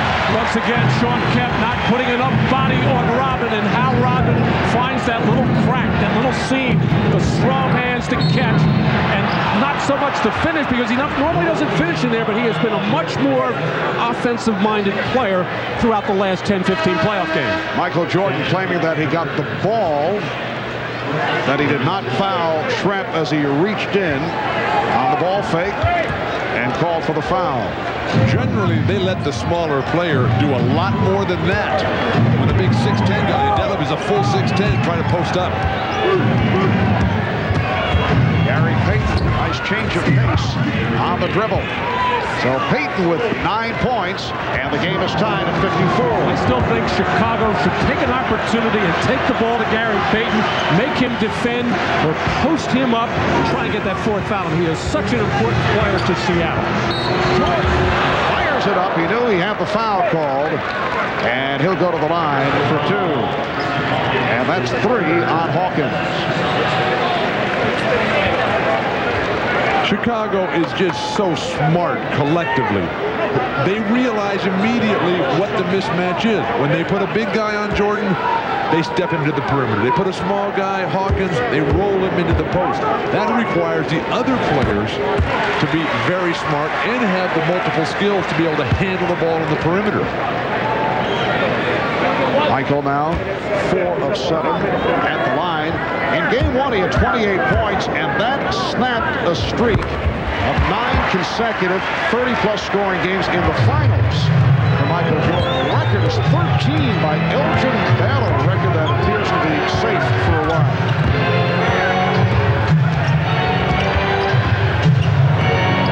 Hawkins with the box out. Terrific outlet, Rodman. Pippen gets. Well, Dennis Rodman made that play happen. He just sprinted as hard as he could, middle of the floor, went right to the rim. Detlef Schrempf had to honor that, and that left Pippen open. Kemp going baseline, firing it up. Rebound Kemp. Rebound by Longley. And the Bulls on the run. Now they get back. Pippen for 3. Rodman with the stepped out. Apparently pushed out. So the foul call.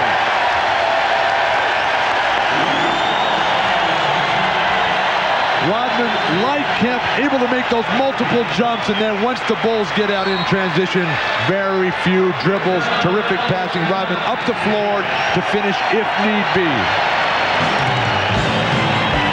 And you see Schrempf with the light touch on Rodman, and that drew the foul call. We'll be right back.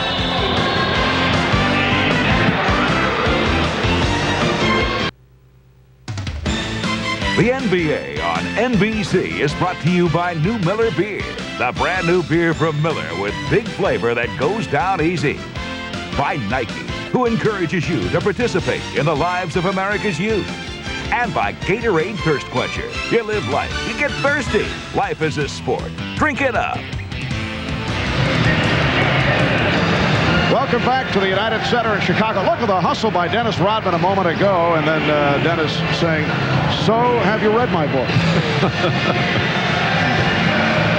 Michael Jordan misses a shot here. Luke Longley can't get his hands on it, and Michael Jordan just gets right in Luke's face. And during the timeout, continues to ride Luke Longley, as only a top player can do, who sets such a high standard of excellence. A coach in that situation would hurt a Luke Longley, where Michael Jordan can push and drive Longley, as he's done as to Ron Harper as well, to get them to be the best players they could possibly be. 8-0 run by Chicago, and they lead by 6. And here's pressure by the Bulls. And this pressure designed primarily to do that. Get the ball out of the hands of Gary Payton. Shot clock will be a factor now.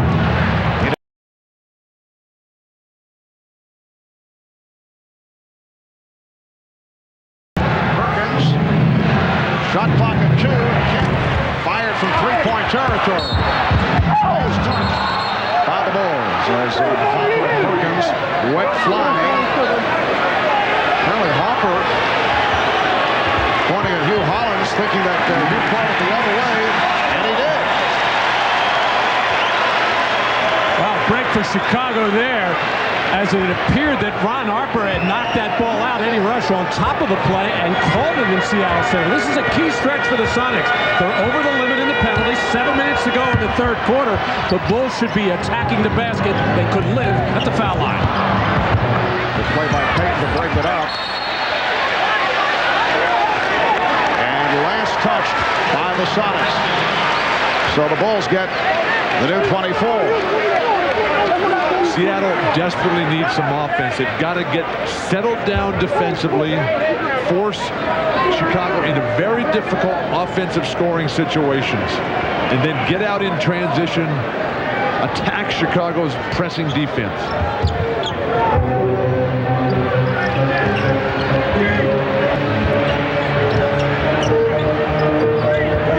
Jordan. And kept alive by Rodman. Pippen with a beautiful delivery leading to the foul. And the crowd wants a flagrant.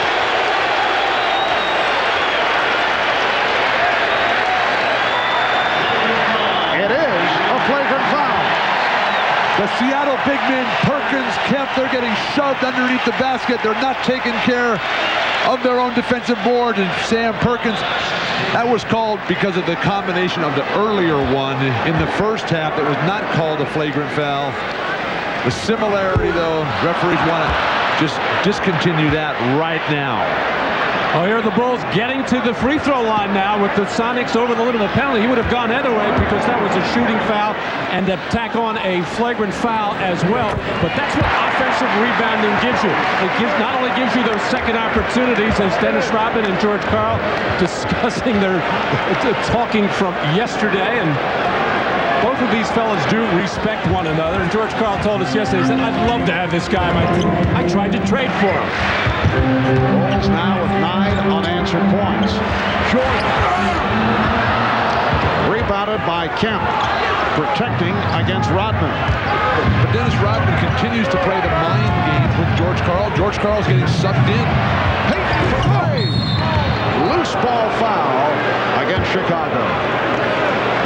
You recall in Game 1 here on Wednesday night. It was a 2-point game going to the fourth quarter, and then the Bulls' defensive effort picked up even more so. We're seeing some signs of that here in the third quarter as the Bulls have been able to take command. They're now up by 7. Tony Kukoc, the hero of Game 1 with 18 points, 12 of them in the fourth quarter. Scoreless in the first half, has to give the Bulls something. And Kukoc back on the floor. Coming on for Longley. Perkins. Nice post up, taking advantage of Kukoc. 7 points for Perkins. The Bulls lead 61-56. Phil Jackson feels that Kukoc has really improved with his low post defense. He thinks that can be a good matchup for Kukoc on to Sam Perkins down deep.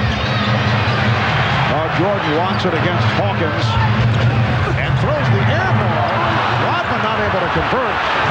Rodman felt he was fouled. Shrimp with a bad pass, and here's Payton with the breakaway. Careless turnover by Detlef Schrempf, the kind that just breaks your back. You need offense desperately. He's coming up casually with Pippen and Jordan right here. Inexcusable. Bulls by 7.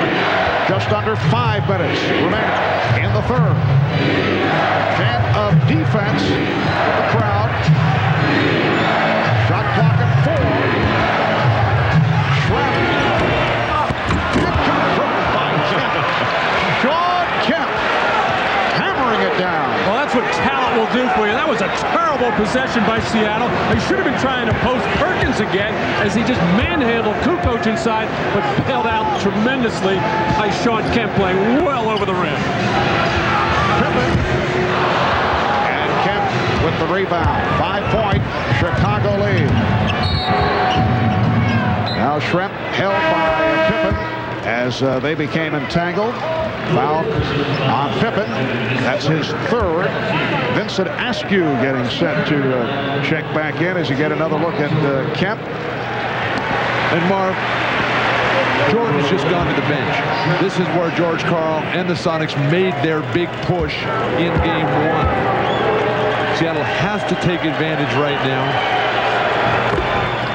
It's so difficult, though, because Chicago is an outstanding defensive team. It is so hard to get a good shot against their set defense. Then you got to make it after you even get one the first time. Well, we saw in Game 1, Phil Jackson taking Michael Jordan out with 6 minutes to go in the third quarter, which is different than the regular season. Now taking him out with 4:20. I think Phil Jackson is sensing he's going to need Jordan down the stretch of this one. So Steve Kerr has come on. It's Kerr with Hopper, Pippen, Rodman, and Kukoc.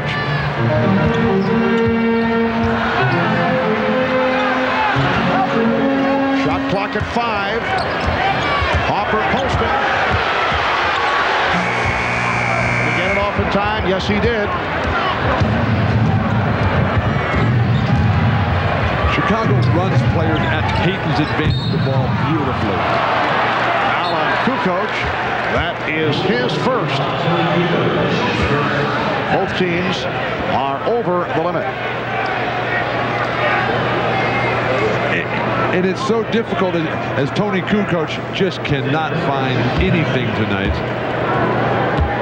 I asked him before the game how he's feeling. He said he's great. That back, no longer a problem at all. But Seattle is a team, like most of the Western Conference teams, with Gary Payton as they have one ball handling guard. The Eastern teams, like Orlando and Indiana, Chicago, they've got the bigger guards who both handle it, pass to the forwards a lot. You get the ball out of Payton's hands, Seattle's going to struggle. Well, Seattle now within 1 with 3:40 to go in the third quarter. So 6 straight points by the Sonics to match that Chicago run. Kukoc hesitated, did not take the shot. He had it. Tony Kukoc now looking tentative. Pippen is fouled. I don't think Phil Jackson will stay very long with Tony Kukoc if he's going to act that way at the offensive end. He's having his problems with Perkins on the inside, although Seattle has only done that a couple of times. But Tony Kukoc, who's a European Player of the Year. He's been around. He has to take that shot no matter what he's shooting from the field. But, man, it's tough for Tony because he comes in when Jordan's on the bench. And when he's not playing well, all the problems just get magnified. If he had some opportunities to play with Jordan a little more, maybe he could find his game. And here is Randy Brown making his first appearance, coming on for Steve Kerr. Randy Brown, noted as a defensive specialist. He's fifth year out of New Mexico State. Dennis Rodman has turned it around off the boards in this third quarter. He has 13 rebounds, 7 of the 13 in the third. Scottie Pippen. Rodman again. What is Sean Kemp doing? Sean Kemp has done his thing 50% of his time thinking about boxing out Dennis Rodman. George Karl forced to call a timeout. 3 minutes, 3 seconds to go. In the third quarter, the Bulls now lead by 4, and suddenly the presence of Dennis Rodman off the boards, providing an impact for Chicago. Rodman here in the third quarter, 8 points and 8 rebounds. It's Rodman again with the tip.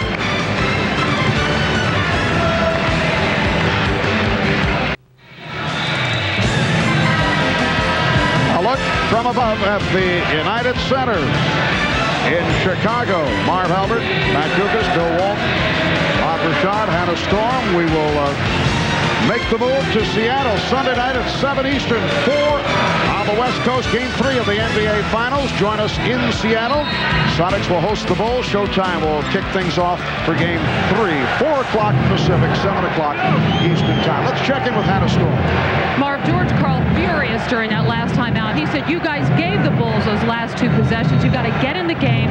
Don't let the fatigue get to you. You have this game in hand. But he said, don't forget, get those defensive rebounds and then worry about your offense, Marv. All right, Hannah, Gary Payton cutting into a 2-point Chicago lead. But Marv, Rodman has found his rebounding rhythm. In the first game and a half, he was jumping 3 times for every rebound he eventually got as Kukoc finds the range. In this third quarter, Dennis Rodman, 9 jumps for the ball, 8 successful rebound retrieves. And Tony Kukoc had missed his first 4 shots, able to hit from downtown. Bulls with a 69-64 lead. Foul committed by Rodman. That is his third. Dennis Rodman, quiet first half. And in the third quarter, 8 points, 8 rebounds, 7 on the offensive board. So he has 9 offensive rebounds, the most offensive rebounds in an NBA Finals game. Elvin Hayes with 11. Washington at Seattle back in '79. The human eraser, Marvin Webster, along with Robert Reed, Moses Malone, the 10 apiece. I know the eraser is always one of your favorites. Absolutely. Bulls lead 69-65 as we come up on 2 minutes remaining in the third. Kukoc showing the 2 in a row from downtown. Well, that's amazing. We had seen him just a few minutes ago. Didn't even want to look at the basket. Now he comes out of that timeout. I wonder what. Oh, steal! And Scottie Pippen puts it down. So the Bulls in the midst of a surge. A couple of threes by Kukoc. And the steal leading to the bucket. Vincent Askew picking up that dribble a second time. Looked like a double dribble. Randy Brown making a solid contribution. Good swing passes, tough pressure defense. Seattle crumpling under the building pressure right now in Chicago. Shot clock at 4. Perkins, air ball. Here comes Jordan. Leading Kukoc. And George Karl wants a timeout. 20-second timeout called by the Sonics. Tony Kukoc, so valuable in game 1, coming up large in that fourth quarter with 3-pointers, with passes, with dunks, has now ignited the Chicago Bulls and this crowd with the deep 3 from the right corner. And then Scottie Pippen on the defensive end. Just comes blindsides Vincent Askew, looks to the crowd, says, lift me higher. And then Jordan in transition. Sonics failing to get back. Chins on their chest. And this crowd exploding. And here's pressure by the Bulls. 10-1 run. By Kukoc, accounting for 8 of Chicago's last 10 points. And the Bulls with the biggest lead of the night. They're up by 11. It was Kukoc's 2 threes in the fourth quarter. One of them turned into a 4-point play that really broke the game open Wednesday night. How about Dennis Rodman? 16 rebounds for the game. He's had 10 of the 16 here in the third. Payton. Now the Sonics being forced to take bad shots with the shot clock rolling down. Jordan putting the move on Shrimp and then gives it up. Open shot for Pippen. And Kukoc with the rebound. Pippen checking the clock.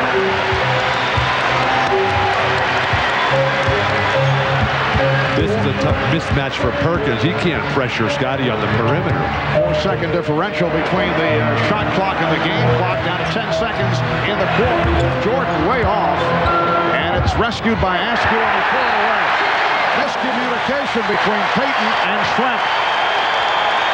Marciano is totally rattled. All George Karl can do is try to build some confidence, try to keep some hope alive here as they've fallen behind by 11.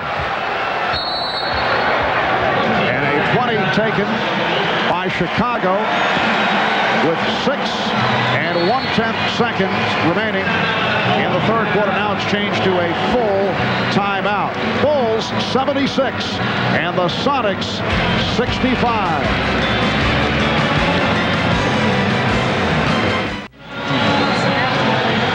Michael Jordan's leadership has been the difference as Chicago has blown this open here.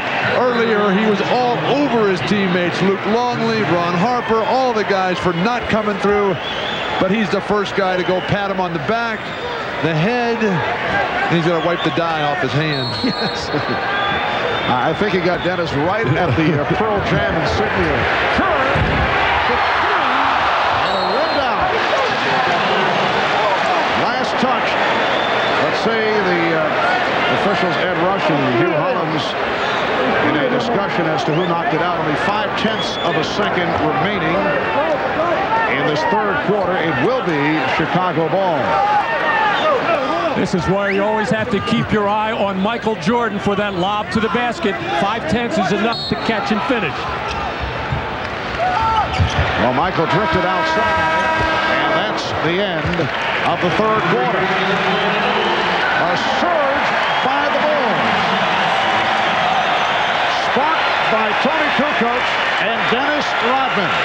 And the Bulls are up by 11. We'll be back after these messages and a word from your local stations. You are watching the NBA on NBC.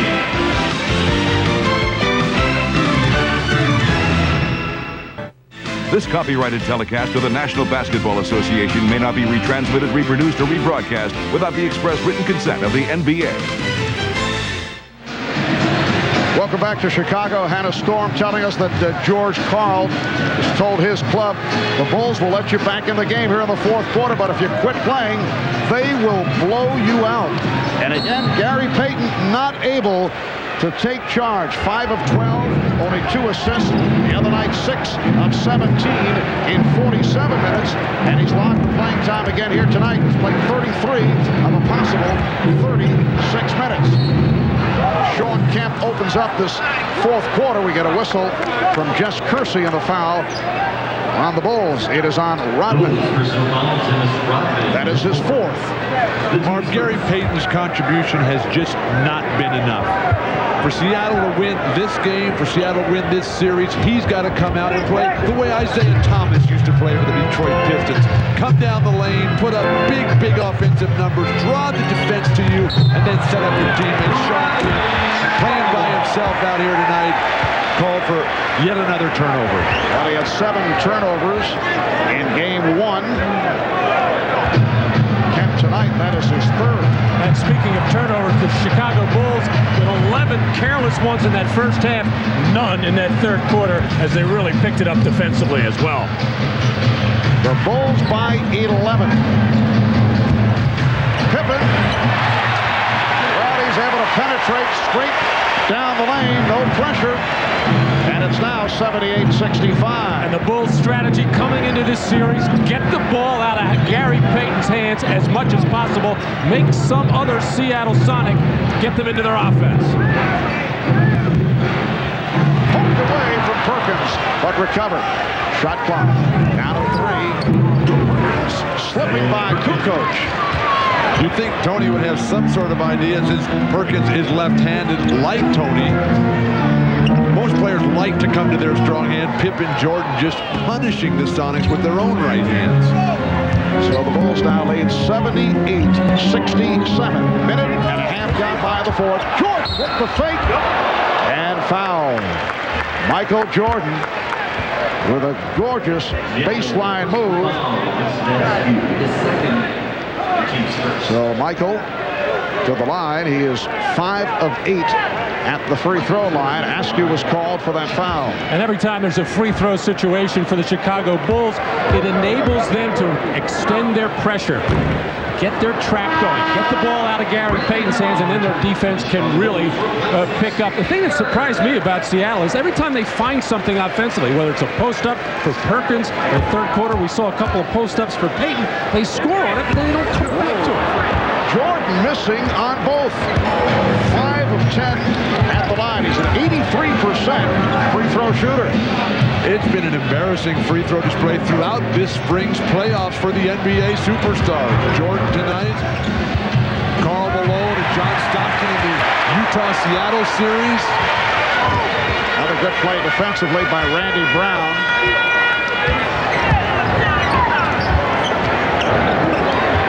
Kukoc for 3. And Rodman with another offensive rebound. Now Sean Kemp just does not block out. He goes for the ball. That's 10 offensive rebounds for Rodman. One off the all-time record for the NBA Finals, held by the Big E, Elvin Hayes. Brown now doing it at both ends. A terrific contribution for Brown. They don't look for him. They don't expect much from him, but he always just keeps it there with a great attitude. For the travel, the up and down, but apparently the official felt that there was contact made and knocking the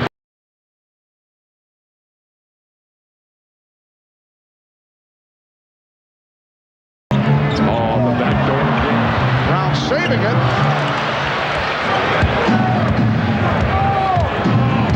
These basic backdoor plays that you see from Chicago, that's the type of action that Seattle needs more of. Feeling the pressure from Kukoc, but no call made. And Kemp could not believe it. Kemp gets in trouble, Mark, when he double clutches. Now Jordan in a post-up mode.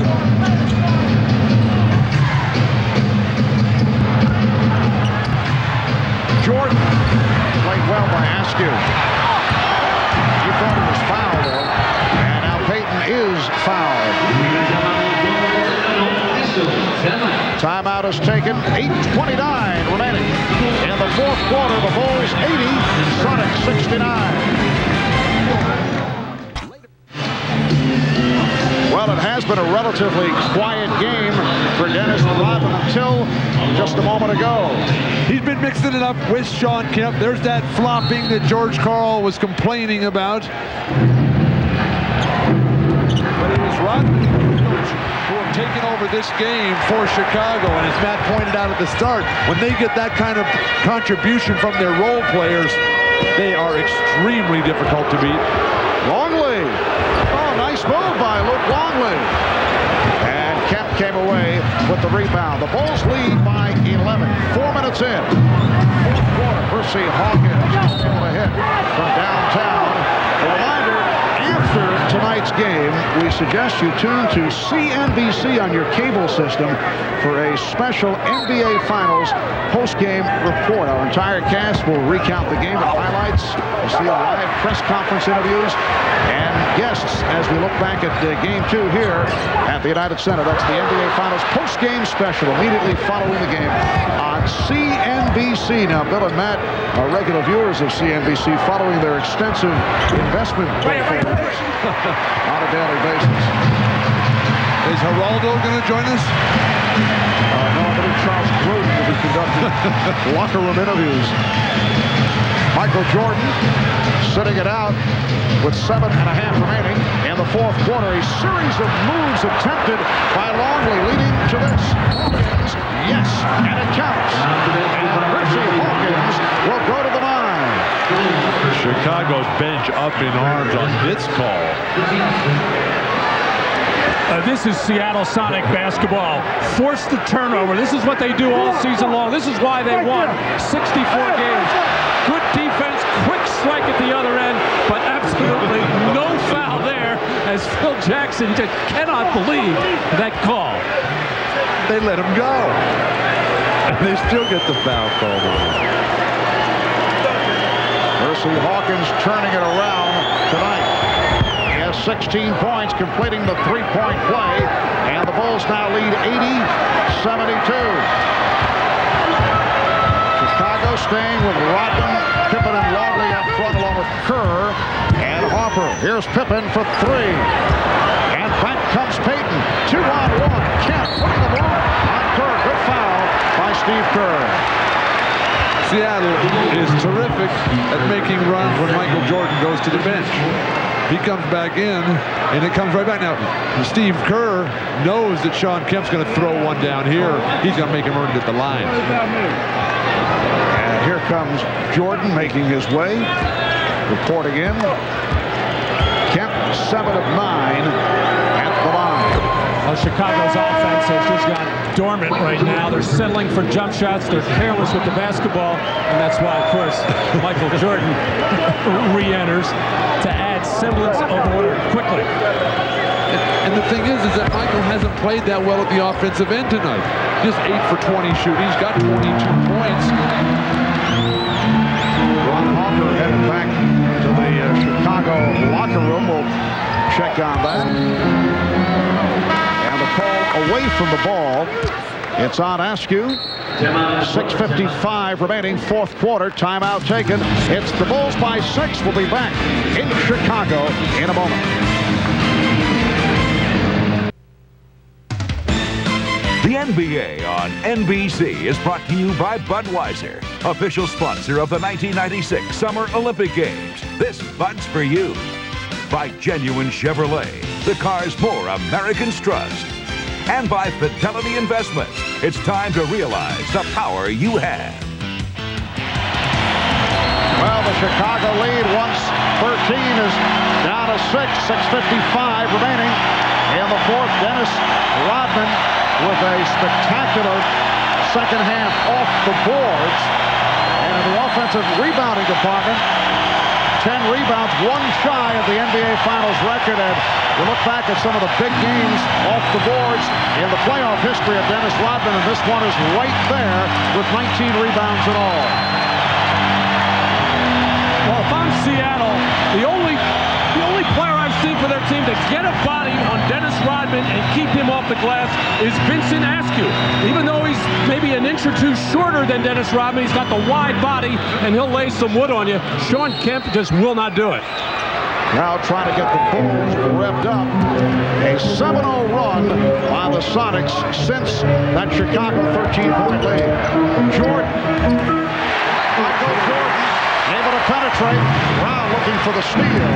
Bulls 82. Sonics 74. Here's Payton. Right back. Gary Payton cuts it to a 6-point Bulls lead. Payton has been so much more effective in this series facing the basket from around the foul line area. When he tries to turn his back against these bigger players of Chicago, he gets in nothing but trouble. Longley. Well, Tony Kukoc, who helped, Kukoc comes up hobbling. He helped turn things in game one. And after a slow start here tonight, he has come on in the fourth quarter. Barb, you are not going to have any chance of beating the Bulls unless you can dominate your defensive rebounding. And it's Kukoc with the rebound, although he is still hurting. Very slow in making his way to the front court. See the Bulls in command off the boards. Jordan and Kemp able to keep it away from Longley. But even that time, Luke Longley had inside position, just not able to get up high enough in the air. Shrimp. Yes. Detlef Shrimp. He has 13 points. The Bulls 84 and the Sonics 78. We have 5:15 remaining in the fourth. All set up by Payton, getting to the hoop, creating, drawing the defense, and then hitting spot-up shooters who have to keep finishing. Detlef Shrimp, make a shot, please. Thank you. Kukoc for three. Jordan with the offensive rebound. Jordan stripped by Payton, but able to recapture and calls for time. Askew tried to knock it aside. Jordan very upset. He thought he was fouled. 22nd timeout taken by the Bulls. George Karl was running up the sideline at the beginning of that possession for Chicago, exhorting his team that this is a big stop. They are within 6 points as Michael Jordan losing possession, but so quick with his hands and so strong to dig out that loose ball and get the timeout. Matt, when that ball's on the floor underneath your basket as a defensive player, you've got to go to the floor to get this ball. Everybody's standing and bending over at the waist, except for Michael Jordan, the best player in the game, diving on his hands and knees to dig that ball out. And he's in the face of the official, Jess Kersey, as he thought he took a hit. Tony Kukoc being tended to by the Bulls trainer Chip Schaefer. A moment ago, we saw Ron Harper head back to the locker room. We're told he is bothered by an upset stomach.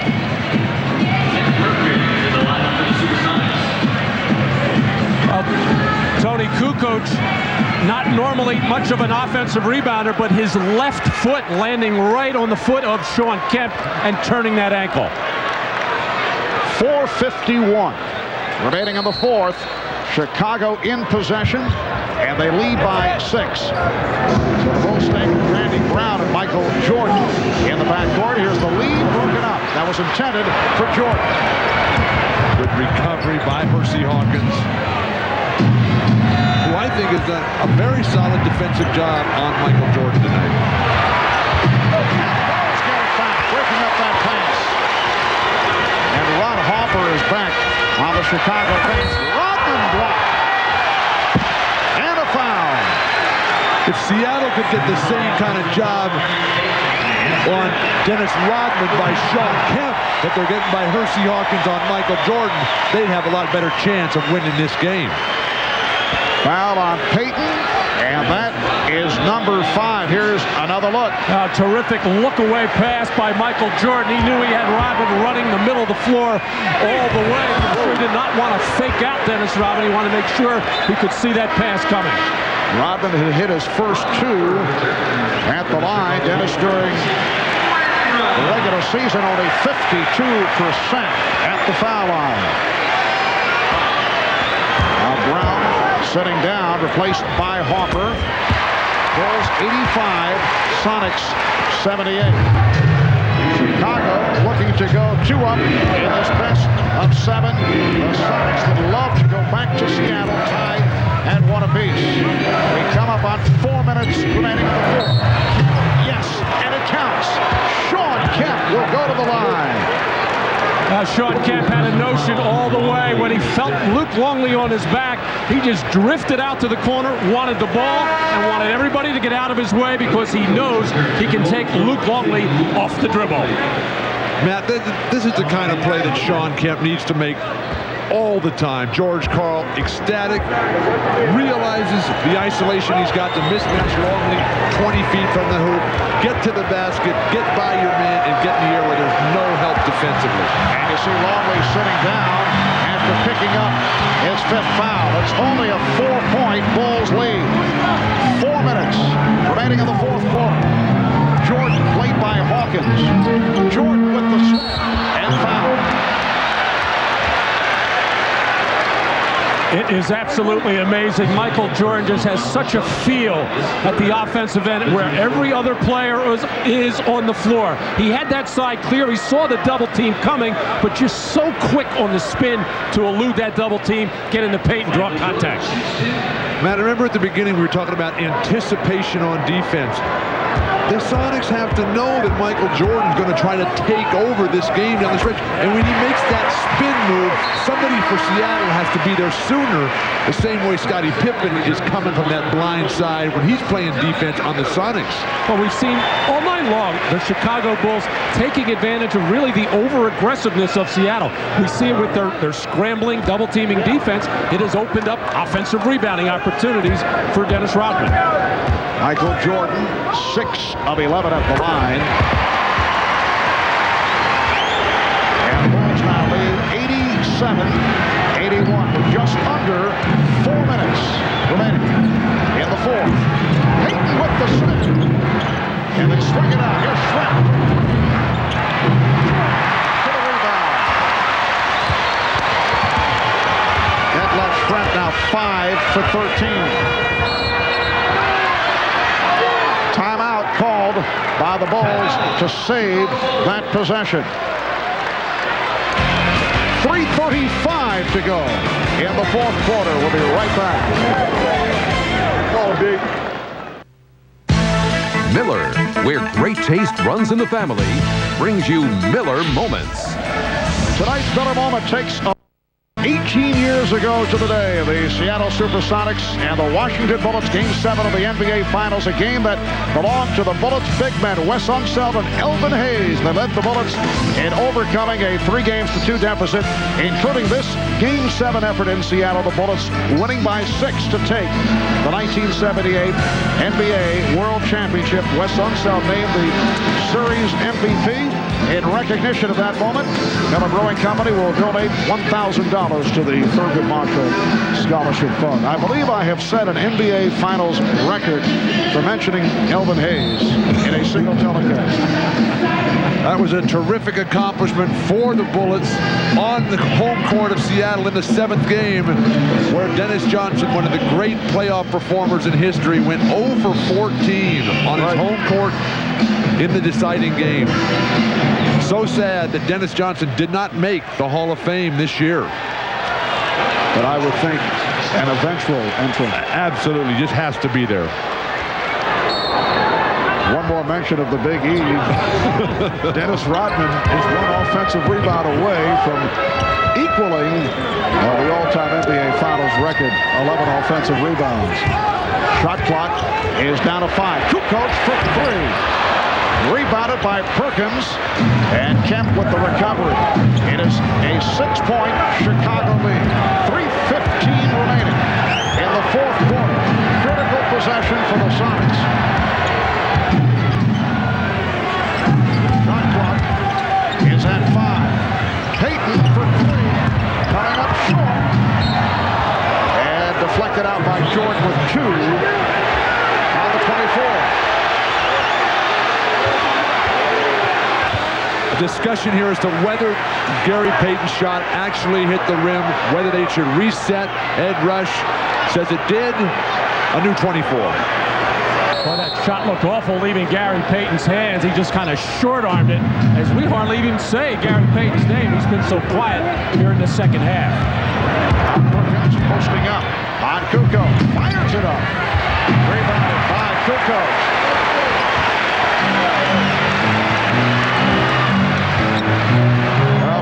Have had their opportunities the last couple of possessions, but not able to convert. Bulls with a 6-point advantage. 2.5 to go. Perkins broke it up. That nearly rimmed in. These Bulls are really good.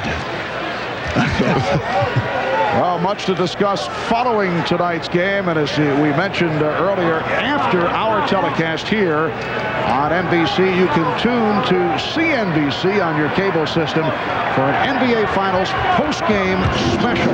We'll all be on hand with interviews, discussions.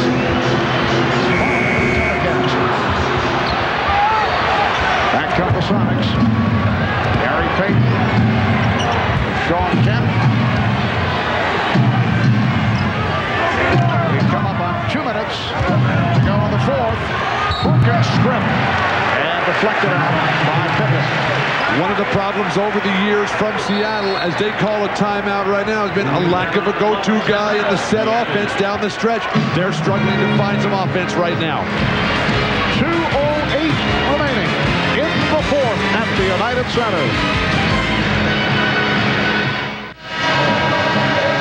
It is Chicago 87 and Seattle 81. 2 minutes and 8 seconds to go in the fourth quarter.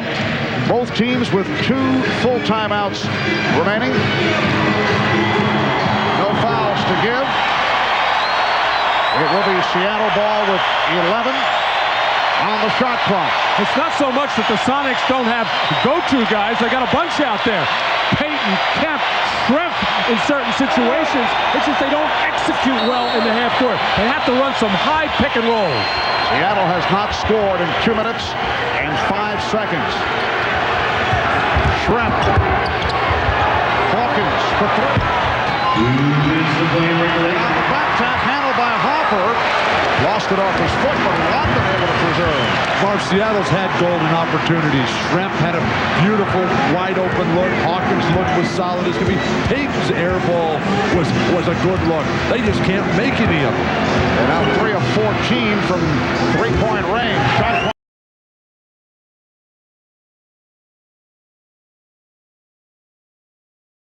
And Jordan draws the foul.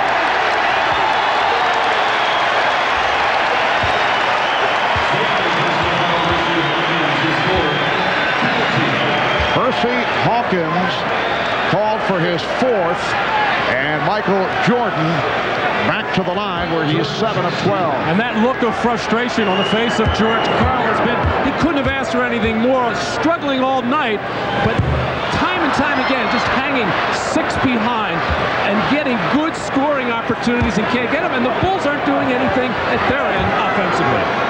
But the offensive rebounding for Chicago, what is Perkins doing? What is Kemp doing? What is Schrempf doing? Chicago had 19 offensive rebounds in this game. Bulls lead 88-81.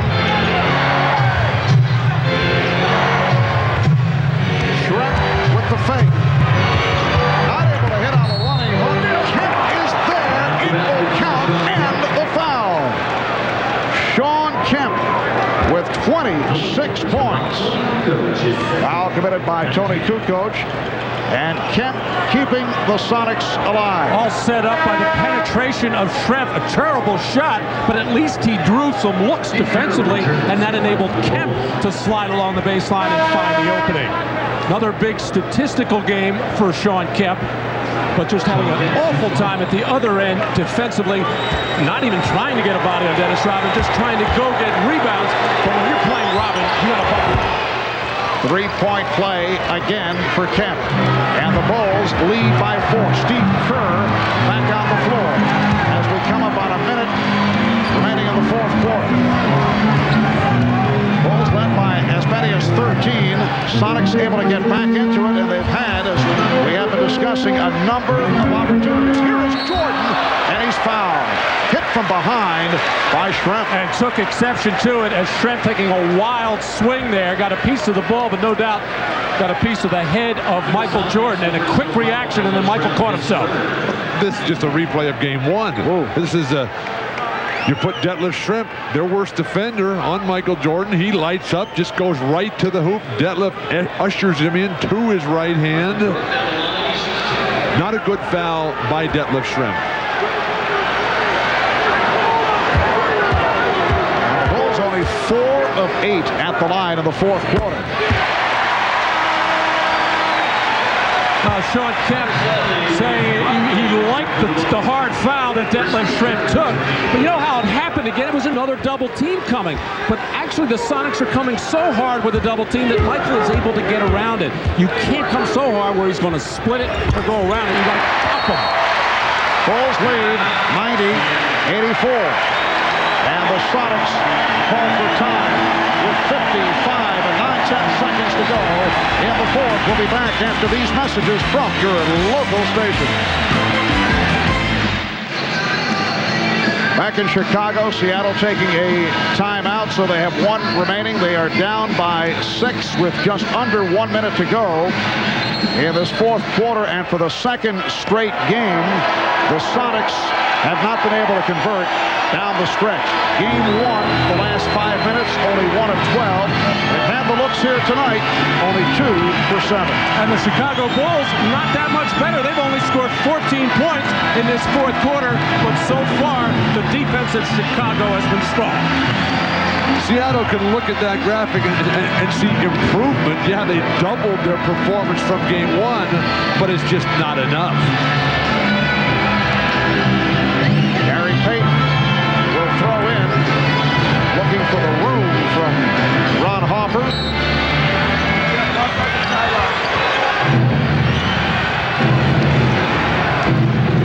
Harper got picked off by Kemp. Schrempf. And we get the whistle from Hugh Hollins and a foul against the Bulls. Both teams are over the limit, so all shooting fouls from here on in. Harper picked it up, which is the worst possible situation for the Bulls. It stops the clock, and it puts Schrempf on the line with an opportunity to bring the Sonics within 4. And a situation arises now with John Sally and Dennis Rodman on the floor. A possible quick foul.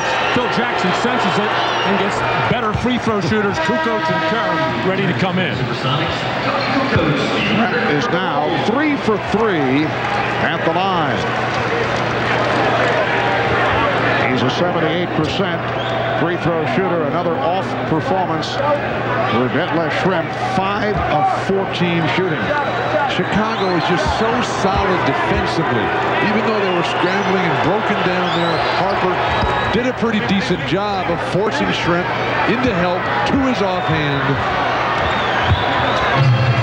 Pressure by the Sonics. The Bulls have missed their last 6 shots. At one point, they led by 13. They were up 80-67 with 9 minutes to go in the fourth quarter. Down to 35 seconds, 10 on the shot clock. Bulls in no hurry here. 6 on the 24, and Kerr fires for 3. Rodman with the offensive rebound, and that ties an NBA Finals record. 11 on the offensive glass for Rodman, and that was a big one. Foul is called to stop the clock with 15 and 8/10 seconds remaining. Detlef Schrempf called for the personal. Marv, Seattle just let far too much time go off the clock. The second that Rodman got this rebound, which put him in the record book with Elvin Hayes, the Big E, the Hall of Famer. You got to go right and get that quick foul, get the clock stopped. Well, did you see how quickly Dennis Rodman sprinted? He knew somebody was going to be chasing him. He got rid of that ball as quickly as possible.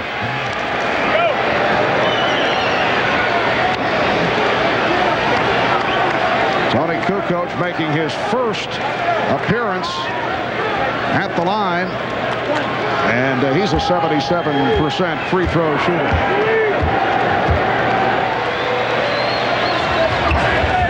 Hits 1 of 2. Bulls lead 91-86, and the Sonics will use their final timeout with 15.8 remaining. It's a 2-possession game right now, and obviously the three-point shot comes into play, and the Sonics have good three-point shooters, but the strategy throughout the playoffs and really throughout the year for Chicago is to take away three-point shooting. They will be up on all of those people, switching on every play, trying not to give a Perkins, Hawkins, or Schrempf any kind of look. I think Seattle has to go for 3 points early right now. Don't make it a desperation 3 at the end to maybe tie. Their three-point shooting tonight, abysmal. Even worse than it was in game 1. overall 8 for 31 in the 2 games. Bulls have done it at the foul line here in the final minutes. The last 7 points have come at the free throw line. Down to 15 and 8/10 seconds remaining. Chicago looking to hold on to go 2 up in this best-of-7 NBA Finals Series. Game 3 in Seattle on Sunday night, 7:30 Eastern Time. Showtime will get it going at 7. That's 4 out on the West Coast. And then Game 4 in Seattle next Wednesday, June the 12th. So that'll be Game 3 Sunday night at the Key Arena in Seattle. Mark, one of the things that Seattle really has to work on is their ability to come from behind and win games. Throughout this playoffs, the games that they've won, and they've won a lot of them, they've led from wire to wire.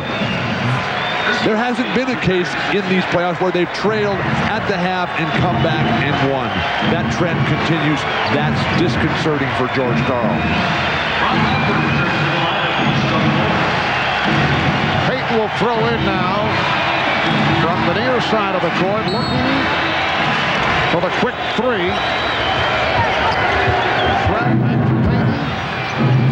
Kemp, and he's hit out of reach. So again, the clock is stopped. 12 and 3/10 seconds to go in the 4th quarter. Sonics, though, do not have any timeouts remaining. And it didn't appear the Sonics looking for any three-point shot there, getting it quickly to Kemp in the corner, and he knew what he was going to do as soon as he caught it, and that is drive to the basket. Kemp, 11 of 14 at the line.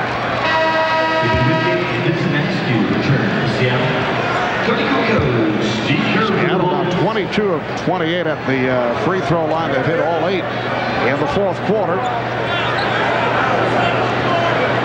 Sean Kemp with 28 points to lead Seattle. Seattle has to make this free throw, get the quick steal or foul immediately. 3-point Chicago lead. Kukoc having trouble and has to use a timeout. Couldn't find anyone avoiding the 5-second violation. Well, David Wingate just locked up Michael Jordan and just literally held him and wouldn't let him come to the ball. But how about running the baseline to get the ball in bounds? That would help. So the Bulls forced to take the timeout. Reminder, right after our telecast here on NBC, coming up on CNBC, on your cable system, an NBA Finals postgame special. Our entire cast will recount the game with highlights, show you live press conference interviews. As we look back at Game 2 here in the United Center, that'll be the NBA Finals postgame special immediately following the game on CNBC. And these last couple of situations, the Chicago Bulls have left Dennis Rodman on the floor because I think Phil Jackson trusts his instincts so much. He's not a good free throw.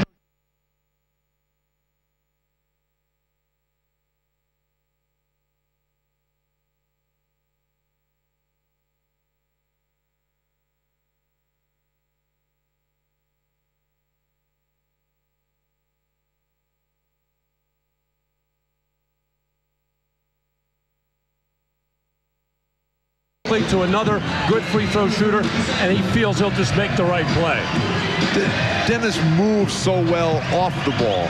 He spaces the floor. He creates the opportunity by spreading that floor for his teammates to create their own play.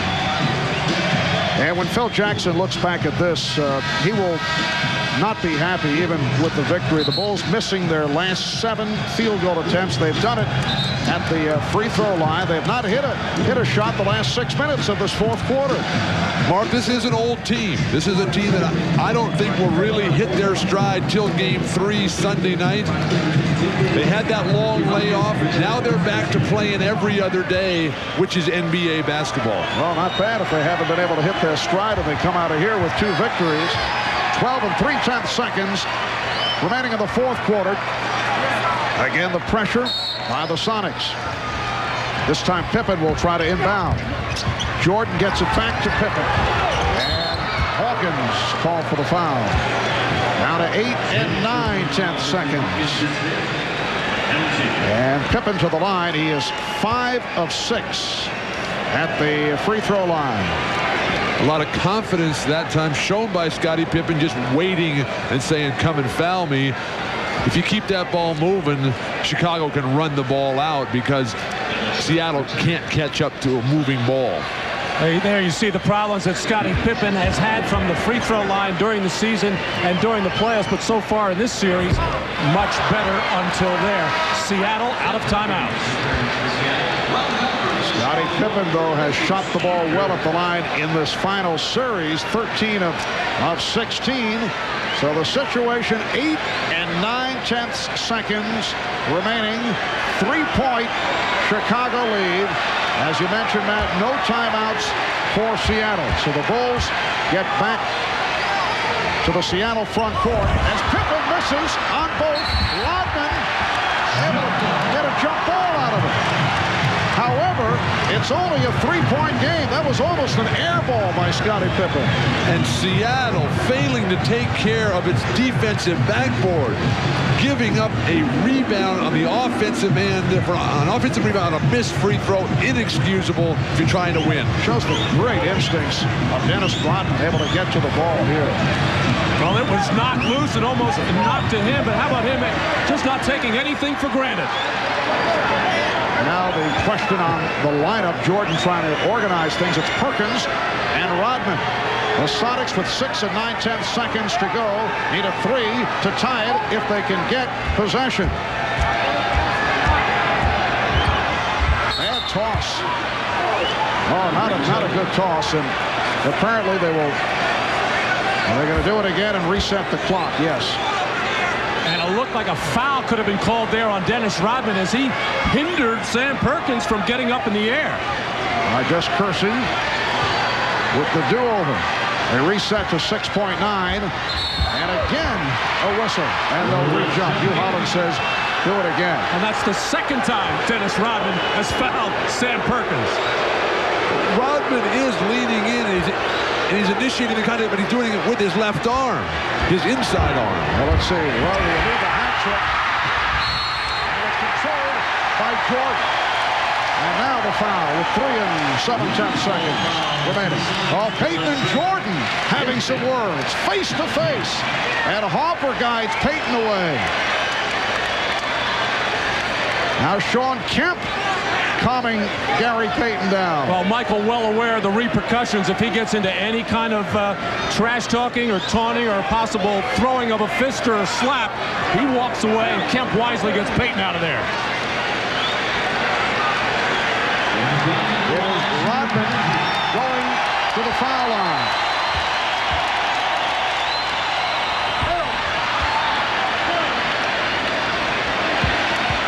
Dennis Rodman now 3 of 5 at the line. This has not been pretty down the stretch. Well, Pippen missed 2. Now Rodman missing. Only 3 7/10 seconds to go in the fourth. And Rodman is able to hit for a 4-point lead. Perkins fires it down for Shrimp. And that will do it. The Chicago Bulls escape with the victory.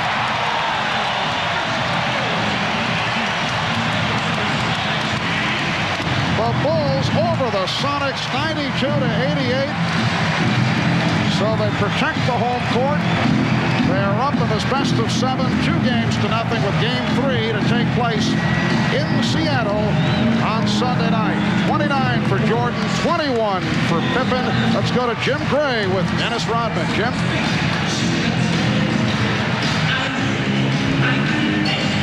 9 points. He has 20 rebounds, tying a playoff record. Dennis, you made that final free throw there, plus you had a lot of words with George Karl. What did you say to him after his derogatory comments about you? Well, you know, me and George Karl go back a long way, and I remember a couple years ago he really wanted me to come to Seattle, and I wanted to go to Seattle and win a championship there. But, you know, it's all about mind games and head games. That's what it's all about. Have you won the mind games now? You're 2-0 in the series, but are you ahead on the mind games as well? I don't think so. I think Seattle's a great team, a great athletic team. They can get in any game and get in anybody's head.